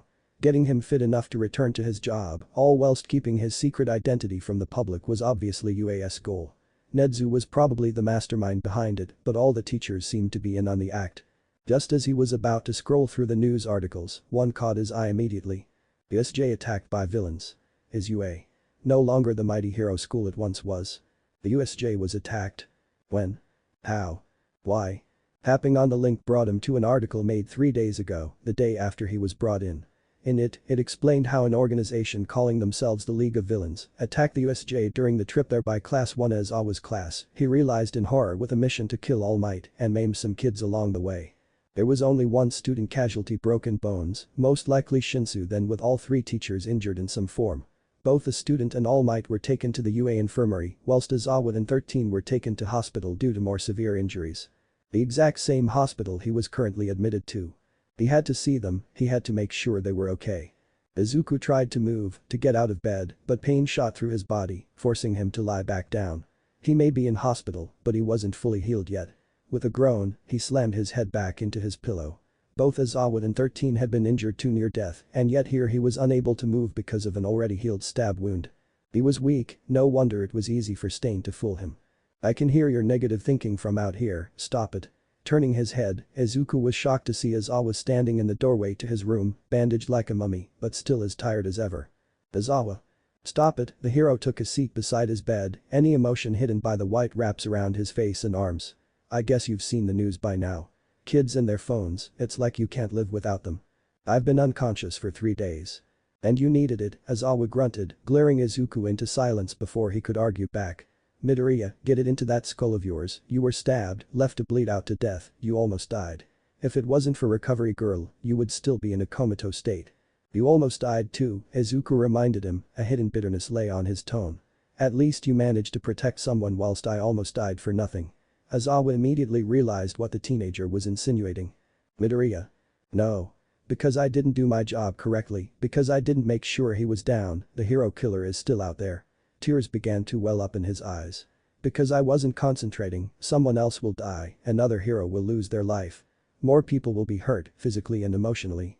It's all my fault. Izuku took a deep breath in, steeling himself as he rubbed his face free of the stinging waterfalls. Do you think I really should still be a hero? Izuku was expecting a nod in agreement. What he wasn't expecting was a smack to the face thanks to a cast. Midoriya. Izuku, don't you ever sell yourself short like that ever again, do you hear me? Aizawa was glaring, anger pouring out of his eyes. You are a hero, and the fact you're alive proves to me that even the hero killer himself thinks that. He led people to you so you could be found and saved. He's never done that before, ever. The fact you stood toe-to-toe with him and only came out of it with one injury, speaks volumes about your capabilities. And don't get me started on what you've achieved in 2 years that most heroes wish they could achieve in their lifetimes. You are a symbol to a minority that needs someone to look up to. For the Quirkless, you are a beacon of hope, a sign that they aren't useless and that they can be whoever they want to be. But nothing, Midoriya. The erasure hero sighed heavily, leaning back into his chair further than before. You know my track record. I don't encourage anyone with zero potential to continue on the path to becoming a hero. I have one student currently who is exhibiting traits of that which I hope will rectify over time. If I thought you had no potential, I would have told you to stop being a hero and find a mundane job. But you don't. Every teacher at UA Nedzu, even All Might, believe that you are a hero and heroes are people too. We make mistakes. See what happened with All Might and the sludge villain, it almost led to a kid dying. You made a mistake, an error, and you can learn from it. I hope you never encounter the hero killer again, but if you do then you'll know to be more careful. And that applies to all villains, not just him. Izuku's voice shook as he forced himself to believe what he was being told. I guess you're right. I am right, Aizawa stood up, looming over the younger hero. I've been at this job longer than you have, kid, and with UAS teachings to back me up. Sure, I never had a pro hero as a father and contacts to help with equipment. Nor did I go out of my way to train myself to fight until UA. You did all of the above and learnt as you went along. For a new upcoming hero, I expect great things from you, even if you are just the UA Quirk counselor. Remember, you are just here for the quirks, Hound Dog has the guidance side of things covered. Now, get some rest, UAS still shut tomorrow, but we're due back the day after. Aizawa by the time the pro had managed to get to the doorway of Midoriya's room, a quiet voice caused him to turn back. What? Thank you, a dazzling smile graced Izuku's face, fresh tears falling down his cheeks. Thank you for helping me. For making me feel better. Aizawa smiled back, despite being glad it was hidden by 3 layers of linen. Any time, problem child. The choked sound behind him, followed by a string of arguments that Midoriya Izuku was not anywhere near as problematic as any of the students caused that smile to widen, even though it hurt his face. However, Aizawa lost it upon reaching his own hospital room. If Midoriya was already doubting himself, the cracks of doubt were already there. It wouldn't take much for the cracks to spiderweb until everything broke into a million pieces, with Midoriya's confidence plummeting down with it. He just hoped that the hero killer wouldn't strike again, even though he knew he was wishing on false hope. Stain would strike again, and because of it, the world may watch as a hero figuratively and in another case, most likely literally is lost forever. Returning back to UA after spending 3 days or so in an induced coma and a murderous attack on the students of one of the hero classes felt abnormal, to say the least. Nobody was acting as if their lives had just been millimeters away from death's clutches. Izuku found himself subconsciously lowering his hand towards his stab wound from time to time, the events of that night plaguing his every movement. Maybe it was because he was taking his failures harder than anyone else, maybe that was why he found the easy flow back to normality, such a hard pill to swallow. He sighed deeply, retelling himself what Aizawa told him back in the hospital room. He had survived an encounter with a famed hero killer. A hero killer who had maimed people with much more powerful quirks than what Izuku had, basically nothing but his fists and weaponry, and yet he managed to escape with a non-lethal stab wound and some blood loss. The injury served as a reminder though. Because he couldn't stop a serial killer, someone else may die at the villain's hands. And to be honest, Izuku didn't want that to happen. He sat in his office, preparing himself for the first major usage of his role in UA, as the Quirk guidance counselor. He had been confused with Hound Dog once or twice, which was the UA Sports Festival. The Sports Fest was basically a bunch of hyperactive teens let loose to prove who was the ultimate, and that meant a lot of them would be working on improving their quirks. Of course, Nedzu had referred to his position and office during the induction speech, but it most likely would have gone over the kids' heads, so homeroom teachers were instructed to make a big point about it in the 2 weeks leading up to the sports fest. Which was, in all honesty, 2 weeks of free training off school for the kids. They could do whatever they wanted in this time, whenever they wanted, wherever they wanted. Those who succeeded took the 2 weeks preparation seriously, and those who took it seriously were usually the Hero Corps students, since it was drilled into them how important this event was for gaining a good reputation for the future. This year, first-year students would be allowed on internships too. It was also a chance for the general education students to prove their worth, to be able to move up to the Hero course. That put more pressure on those Hero Corps students who had managed to slack off during the first few weeks of term and during the training stage. Students were advised to come into UA. To train and get pointers from the teachers, they also had full access to all training facilities as well for the fortnight, some of who would take the advice of the teachers, some wouldn't. Izuku had been scrolling through the folders of Class 1 when he stopped, eyes skimming on the profile he had landed on. This was Todoroki Shado's profile, son of the number 2 hero Endeavor, Izuku's biggest friendly nemesis who he would love to kick the ass of one day, and one of the 4 students who had got into the hero course on recommendations. Despite everything there to tell Izuku that Todoroki had potential, he couldn't see it. Not when the boy was only using half of his quirk. Izuku didn't like intervening too much, his job was to advise and suggest but not outright interfere, but he felt as if he should this time. He wouldn't be a hero if he didn't do something. And that was how Izuku found himself standing outside Class 1A's classroom, clutching his scarred wound in pain due to walking too quickly. He took a few deep breaths to try and control the flaring ache rising from his stomach before he knocked on the door. Almost immediately, Aizawa's tired voice allowed him access, which he then followed in much to the confusement of the class. Speaking of the devil, we were just talking about you, Aizawa stated blandly. Come to back me up or what? No, just a small request. Izuku's eyes locked onto a heterochromatic pair right at the back of the room. Can Todoroki Shadow meet me after classes end? I'd like to talk to him if at all possible. Ah, half and half bastard, has to see the shitty counselor. Bakugo laughed from the front. Well, seeing as you were next on the list of people I need to see, Bakugo, would you like to retract your statement? Whilst Bakugo's control over his quirk was quite extensive, Izuku really needed to see him about how he used it on others, which meant his statement wasn't a lie. The class, however, took it as it was intended and oohed haughtily. The explosive blonde in question grumbled and slouched but didn't attack back, most likely due to Izawa glaring at him. Apart from Shinsu as well, I have no urgent need to see anyone else unless they need my help, Izuku continued. I'll be here for the next 2 weeks, so come and see me in my office if you need any assistance. That is all, I'm sorry for the intrusion, Izawa. He bowed politely to the erasure hero and went to leave, that was until a student calling out made him stop. Hey, Dekiru, it was Jiru, who had noticed his hand teetering gingerly at his stomach area, exactly where he was stabbed days prior. Are you okay? You look hurt. Did someone stab you or something? No. It was time to pull out the cover story Nedzu had made for him. I got shot though on an undercover mission, which is why I haven't been in for the past few days. I'll be fine, a little wound like that won't stop me. As he left, he was sure he heard Kirishima mutter something about being so manly before he shut the door to the classroom. To be honest, Izuku was half surprised that Todoroki did indeed show up as requested. Curiosity may have been the biggest factor towards the student's shocking appearance, but from the sounds of it, Todoroki wasn't the one to respect his elders. Luckily for him, Izuku wasn't his elder by much, not that anyone outside the UA staff and his family knew that. So, as soon as classes had ended, Izuku had found himself staring at the dual-sided features of the youngest Todoroki's son. You are probably wondering why I asked you here, he began, flipping open the small folder of information he had on the student. Todoroki simply nodded whilst looking disinterested in the matter at hand. Well, I would like to confirm some things if that is alright with you. Go ahead. Very to the point and cold, Izuku had a feeling the session would start like this. I'd like to reaffirm that your quirk is indeed half hot half cold, Todoroki's flinch said it all. And if it is, then why have we only been seeing the cold side to your powers? That is my quirk. And for the other thing. For a second, Izuku thought everything would spill out until he heard the dreaded words that even police officers feared. No comment. We're doing this the hard way then, the quirkless hero grumbled, standing up whilst grabbing the folder before sitting on the front of the desk, still at a reasonable distance from the student to keep himself invading the other's personal space. Todoroki, I'm not an idiot. I know who your father is, and if you had heard of me then you'll know we have some disagreements due to my lack of a power. You mean you punched my old man in the face? A small smile formed on the student's lips. I thought that was good. Which is why I am worried, the smile dropped instantly. You don't use the fire half, the side that comes from your father's DNA, and seem to enjoy him getting hurt. Sure, he's an absolute dick of a human being, but his own family wishing pain. That shows some very bright flashing warning lights.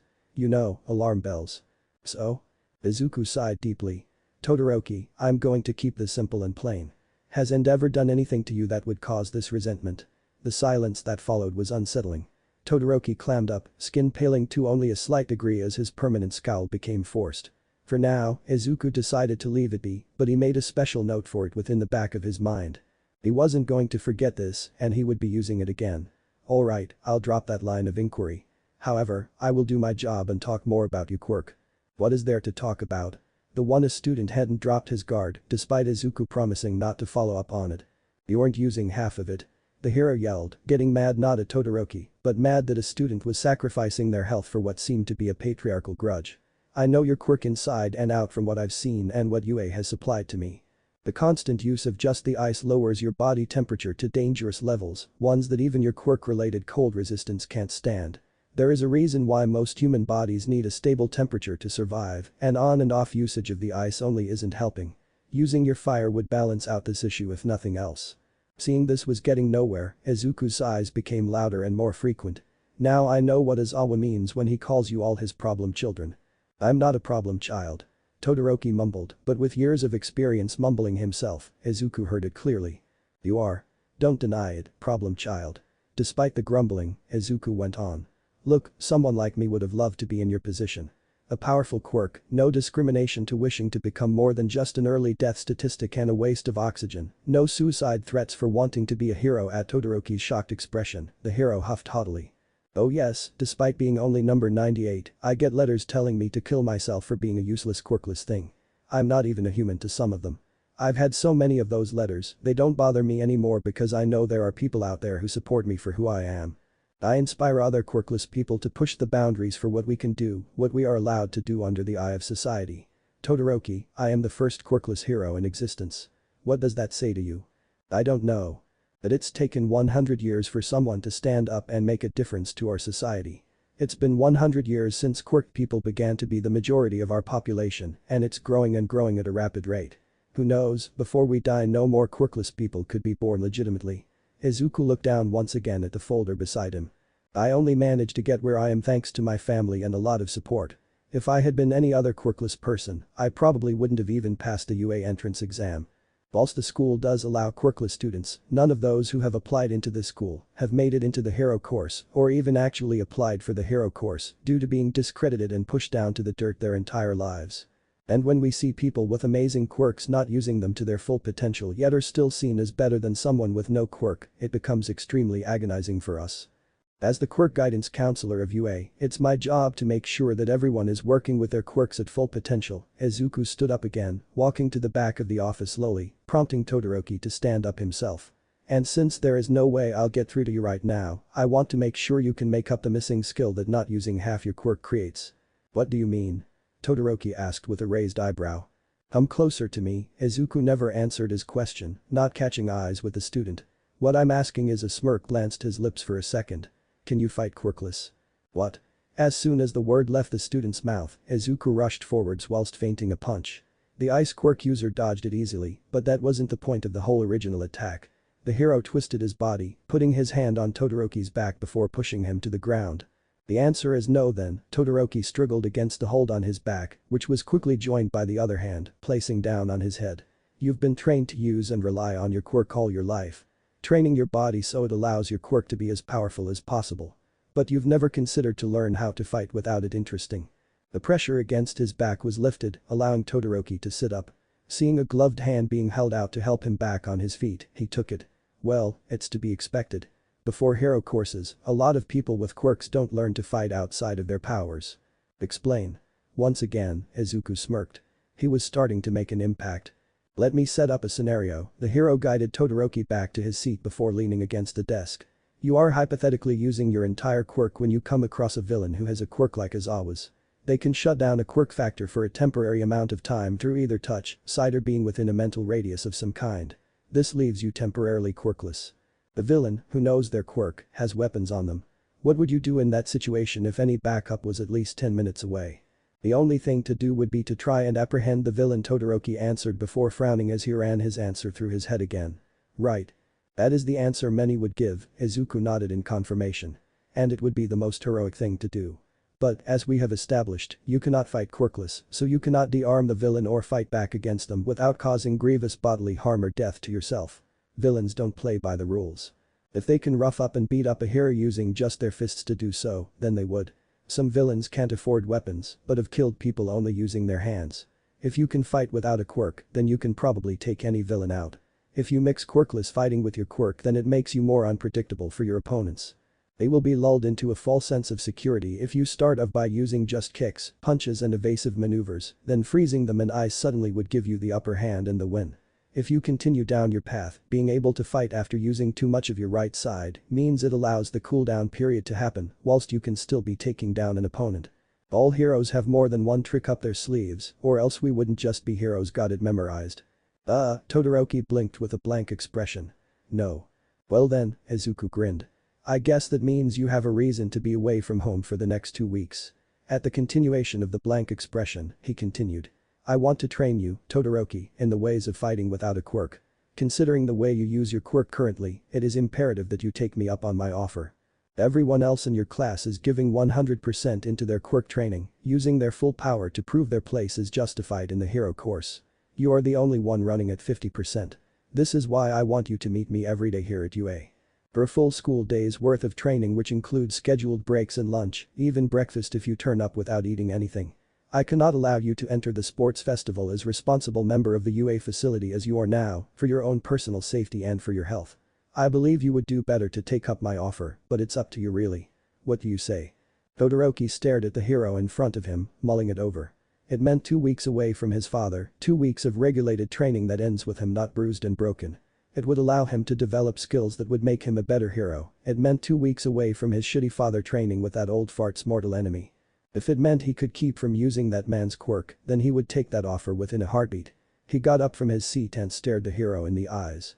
I accept. Good, get a nice night's rest, the full 8 hours mind you. I know how you teenagers go to bed at ridiculous hours in the morning. Izuku knew he was mentally scolding himself for doing the same on hero forums. You'll need it if you want to survive hell on earth. I'm packing 8 to 9 years of training into 2 weeks. Prepare for the worst. I will, thanks. Despite the gratitude being an afterthought, it still meant a lot to Izuku. After seeing Shinsu, he was so going to make the most grueling plan he could, whilst keeping Todoroki from overworking.